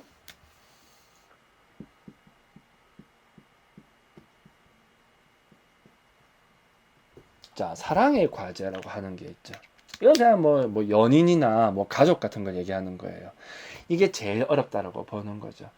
서로가 좀 구속하지 않는 걸 얘기하는 거예요. 그래가지고 이 사람과 함께 있으면은 나는 얼마든지 자유로울 수 있다라고 하는 그런 느낌 같은 거 말이죠. 서로를 구속하지 않아야 돼요. 자, 근데 대부분의 사람들이 이 세 개 중에서 제일 못하는 게 뭐냐면 3번을 못하죠. 이걸 더럽게 못해요. 왜겠어요? 구속하려고 하거든. 너는 내 거야. 너는 내가 시키는 대로만 해야지. 너는 내 아들에게 사준 장난감에 불과해. 라고 얘기하는 거죠. 옛날 영화고 올가미라는 영화 알아요? 그런 영화가 있었거든요. 그런 거까지. 자, 하지만 이 사랑의 과제라고 하는 것도 잘 하기 위해서는 우리 가족을, 연인을 좀 더 올바르게 바라보기 위해서는, 구속하지 않기 위해서는 결국 뭐가 필요하다? 나 자신을 잘 이해하는 게 필요하다라고 하는 거죠. 그래서 이 세 가지의 과제는 결국 인간관계의 문제처럼 보이지만은 이 관계가 잘 되기 위해서는 너가 바뀌어서는 안 되고 내가 바뀌어야 된다라고 하는 걸 말하게 되는 거죠. 오케이? 바로 그거예요. 자, 이런 식으로 말을 하게 된다고 하는 거죠. 자, 그리고 또 그러면은 왜 이게 자, 이런 식의 이 과제가 특히 이 3번 이 사랑의 과제가 왜 잘 안 되는 걸까? 자, 이렇게 생각하시면 돼요. 남의 과제에 침범해서 그래요. 자, 예를 들어 볼게요. 자, 가족 관계도 사랑의 과제라고 얘기했으니까 가족을 한번 예를 들어 봅시다. 엄마가 있고 애가 있어. 자, 이 세상 모든 엄마는 애들한테 잔소리를 하죠. 뭐 하라고? 공부하라고 하게 되죠. 자, 근데 여기에서 이제 문제가 생긴다고 보는 거예요. 공부하든 말든 그거는 누구의 과제예요? 아이의 과제인 거예요. 아이의 뭐예요? 애는 공부하는 게 일이니까 아이의 일의 과제가 되겠죠. 그거는 걔가 해야 되는 거예요. 근데 엄마가 계속해서 공부해라고 명령하고 간섭하고 안 하면 줘 편다라고 얘기하고 막 그런 식으로 얘기하는 거는 타인의 과제에 좀 간섭한다라고 보는 거죠.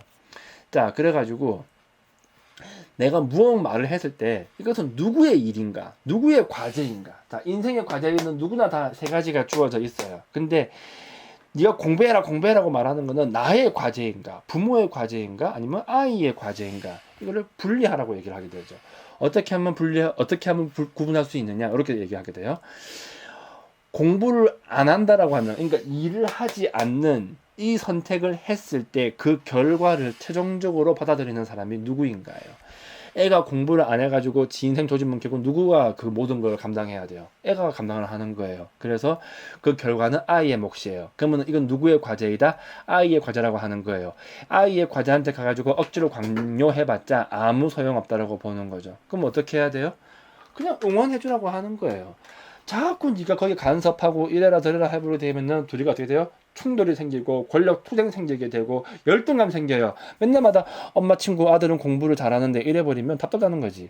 엄마 친구 아들은 공부를 잘하고 운동도 잘하고 엄마 말도 이렇게 잘 듣는데 너는 왜 그러니 해버리는 순간 그 엄마 친구 아들과 내가 비교가 되면서 어떻게 돼버려요? 열등감이 생긴다고요. 거기에서 열등 컴플렉스가 생기게 되고 여기까지 안 할래 라고 얘기하면서 지금 이 순간을 갖다가 계속해서 유지하기 위한 어떤 핑계거리를 만들기 시작한단 말이죠. 그걸 말하는 거예요. 그러니까 극구라지로 가기 싫으면은 타인의 과제에게 뭐 하지 마라? 간섭하지 마라. 자기 자신을 바꿀 수 있는 거는 자기 자신뿐이다. 이 과제를 갖다가 스스로 행할 수 있어야지 엄마가 자꾸 하라고 해봤자 아무짝에도 소용이 없다라고 하는 거죠.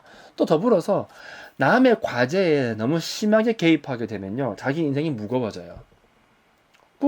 엄마들 왜 그런 사람 있지 않나? 애한테 너무 과하게 그 개입을 했다가 난 너 때문에 내 인생을 전부 다 포기했어. 난 너 때문에 내 모든 걸 다 희생했다고. 너는 근데 왜 그렇게밖에 못하는 거야? 이런 엄마들 있거든요. 드라마 속에 많이 나오잖아. 이런 엄마들. 자기 인생을 무겁게 해버린 거예요. 이게. 그러면 그 말을 듣는 애는요. 너무 부담스러운 거야. 엄마가 누가 해달라 그랬나? 왜 저러는 거야? 짜증나. 그 모든 것은 결국 뭐예요? 과제를 분리하지 못했기 때문이다.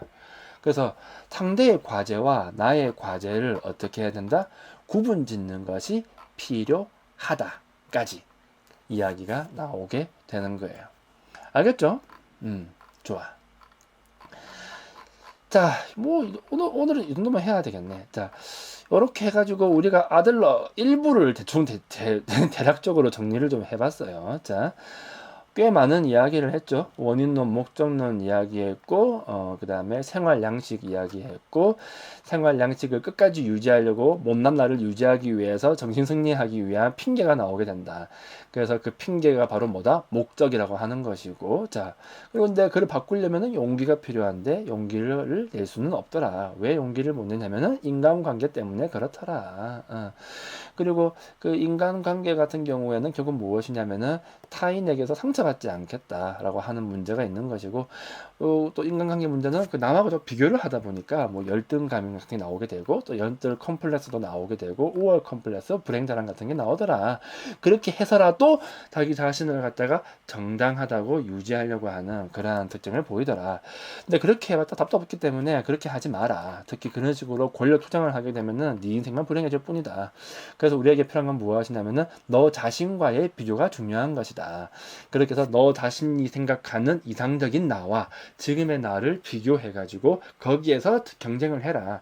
그게 바로 뭐다? 진정한 열등감이 되는 것이다. 그러면 타인과 권력투쟁을 할 이유가 없게 된다. 얼마나 깔끔하냐. 그러면 너는 뭘 낼 수 있다? 용기를 낼 수 있을 것이다.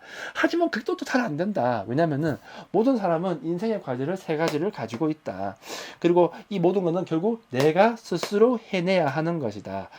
무엇을 통해서? 나 자신과의 비교를 통해서. 그렇게 나 자신과 경쟁을 해가지고 일을 잘하고, 나를 좀 더 잘 이해해서 교우관계를 좋게 만들고, 나를 좀 더 잘 이해해서 가족관계를 좀 더 좋게 만들고, 이렇게 나 자신을 바꾸어가지고 이 세 가지를 잘 해내야 되는데 잘 안 되더라. 왜 안 되냐면은 사람들은 자꾸 내 일과 네 일을 구분하지 못하기 때문에 그런 것이다. 그래서 사람들은 자꾸 남의 그거에 침범한다. 특히 1번과 2번은 좀 낫다.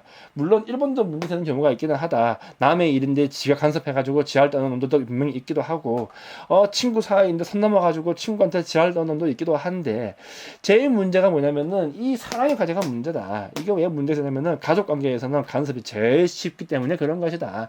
그래서 내가 너를 사랑한다라고 하는 미명 아래에서 너를 끝도 없이 간섭하다 보니까 애는 돌아버린다. 그러니까 돌아버리다 보니까 이제 어느 순간 되면 애는 이제 왜 자꾸 나한테 간섭하는 거지? 하는 것이고, 또 부모는 부모대로 나는 너 때문에 내가 얼마나 내가 희생을 한 줄 알아? 라고 이야기하게 되고, 서로가 어떻게 된다? 불행해진다. 그래서 이렇게 과제를 분리시켰으면 좋겠다 라고 하는 이야기까지 나오게 되는 거예요. 이걸 보고 뭐라고 부르냐면 과제의 분리. 오케이? 자, 이게 오늘 한 내용이죠. 깔끔하죠? 간단하죠? 좋아. 원래는 뭐 마음 먹으면 한 10분만 하면 돼요. 아들나 책은 아이고 허리야. 아휴, 보자.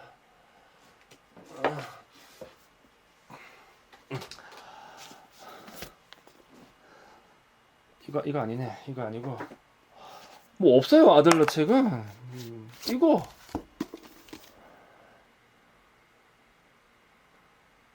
요거 딱 제목 보니까, 자, 가족이란 무엇인가라는 책인데, 자, 제목 보니까 이제 뭘 다루고 있는지 알겠죠, 이거. 딱 느낌 오지? 이제 느낌 오죠?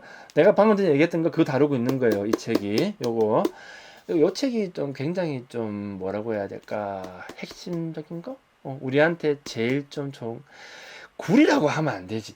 그렇게 말을 하면 안 돼요. 이게 얼마나 이게 괜찮은 책인데. 자, 우리는 이런 책을 출판해주는 출판사에게 항상 감사한 마음을 가져야 됩니다. 왜냐? 안 팔려요, 이거. 두 번째, 요거 없어요. 요거, 자, 요거. 아들러 심리학 입문, 뭐 한 이 정도? 에휴, 근데 그냥 미움받을 용기 보세요. 그게 나아. 근데 개인적으로는 요거는 좀 괜찮으니까 좀 권해드려요. 요게 내가 방금 전에 말했던 그 내용들이 담겨있는 좀 책이 되는 거죠. 알겠죠? 자, 요렇게 해서 우리 오늘 아들 다 얘기가 다 안 끝난 거 아닙니다. 남았어요, 아직까지. 자, 요렇게 해서 1부 끝. 이제 뭐가 남았어? 2부가 나갔고, 2부는 뭐죠? 한 만큼 더 해야 돼요. 우리가 지금까지 한 만큼 더 해야 되니까 오늘 하긴 좀 그렇고 시간 너무 늦었어. 너무 떠들면 안 돼. 이 아파트 사람도 너무 예민해요. 그래가지고 안 될 것 같고 다음에 이제 하도록 합시다. 뭐 공덕 이야기가 왜 이렇게 듣고 싶어요? 그것도 이야기가 뭔가 좀 맥락이 맞아야 돼. 맥락이 안 맞으면 얘기가 안 나와요, 내 입에서. 좀 상황에 이 설명해주는 이론과 좀 떨어져야 되는 거지. 근데 일단은 떨어지지가 않으니까 얘기를 못 해줘요. 다음에 언젠가 떨어지는 순간이 오면은 그때 한번 이야기를 해주도록 할게요. 오케이? 좋아. 뭐 오늘은 뭐 특별하게 뭐 사적인 얘기 뭐 할 것도 없죠. 뭐 할 게 없잖아요. 뭐 삶이 그렇게 뭐 드라마틱하지는 않습니다. 그냥 평이해요. 뭐 특별한 게 없어요. 그냥 나는 뭐 특별하게 뭐 사람들을 막 그렇게 막 좋아하지도 않고 막 싫어하지도 않고 약간 좀 혼자 지내는 걸 좋아하는 타입이라서 뭐 그런 게 없어요 저는. 그래서 뭐 특별히 해줄 것도 없어. 뭐 없죠 뭐. 자, 아이고 벌써 2시간이 지나가네. 자, 이 정도 했으면 많이 했네. 자, 다들 잘 이해했죠? 음, 잘 이해했다라고 하면 다행이고, 제가 항상 말하는 거지만, 우리가 이 쓰잘데기 없는 걸 배우는 이유가 무엇이냐. 이게 쓸모가 있어야 된다. 마침 또 호프님은 또 쓸모가 있다라고 하니 참 다행이네요. 자, 우리가 이 인문학을 배울 때는 반드시 쓸모가 있어야 된다. 이거를 내 삶에 적용하지 못한다라고 한다면 여러분은 이걸 왜 배웁니까? 쓰잘데기 없이. 안 그래요? 그렇죠. 여러분이 어떤 나 말고 다른 사람에게서 만약에 뭐 철학이든 뭐 인문학이든 뭔가 배우더라 하더라도 항상 항상 이것의 쓸모에 대해서 특히 나의 이것이 이 이론들이 나를 어떤 식으로 바라봐 줄 수 있게 하는가 이 부분을 갖다가 염두에 두고 하도록 하시고 솔직히 오늘날 이 철학이나 인문학이나 이런 것들이 오늘날 이 시대에 그렇게까지 큰 역할을 하기는 냉정하게 말해서 어려워요. 지금은 기술의 시대이고 과학의 시대이지 이과의 시대이지 문과의 시대는 아니라는 거지. 그럼에도 불구하고 우리가 이거를 한다라고 한다면 나름의 쓸모는 나와줘야 돼요. 그러니까 여러분이 이걸 통해서 좀 더 나를 잘 이해할 수 있는, 그리고 나와 나 주변인을 잘 이해할 수 있는, 더불어서 나라는 사람이 좀 더 변화할 수 있는 그러한 측면이 필요하다. 그게 없다라고 한다면 아무짝에도 우리는 이걸 배울 쓸모가 없다. 오케이? 알겠죠? 그렇게 이해하시면 돼요. 그리고 여러분이 웬만하면 그 뭐 도서관이나 이런 데 가서 만나는 선생님들은 다 잘합니다. 다 잘해요. 그 못하는 사람들은 거기 못 가요. 애시당초에 얼마나 검증을 많이 하는데 이런 거 걱정할 필요가 없고. 좋아. 그러면 이제 오늘은 이 정도로 하고 다음에 이제 아들러 2부를 하도록 합시다. 제가 또 한 3, 4일 전쯤에 이제 공지를 때릴게요. 공지를 때릴 거고 빠른 시일 내에는 안 돼요. 나도 이제 이번 주엔 바빠. 나 이번 주에는 되게 일이 많아. 그래가지고 그것도 해야 되고 하기 때문에 아마 주말은 돼야 할 수 있을 것 같기도 한데 모르겠어요. 아무튼 3, 4일 좀 남겨놓고 또 공지를 때릴 테니까 뭐 그때 뭐 들어오던가 하도록 하세요. 알겠죠? 좋아. 여기까지 합시다. 자, 저 그럼 끝. 안녕. 잘 가요. 바이바이.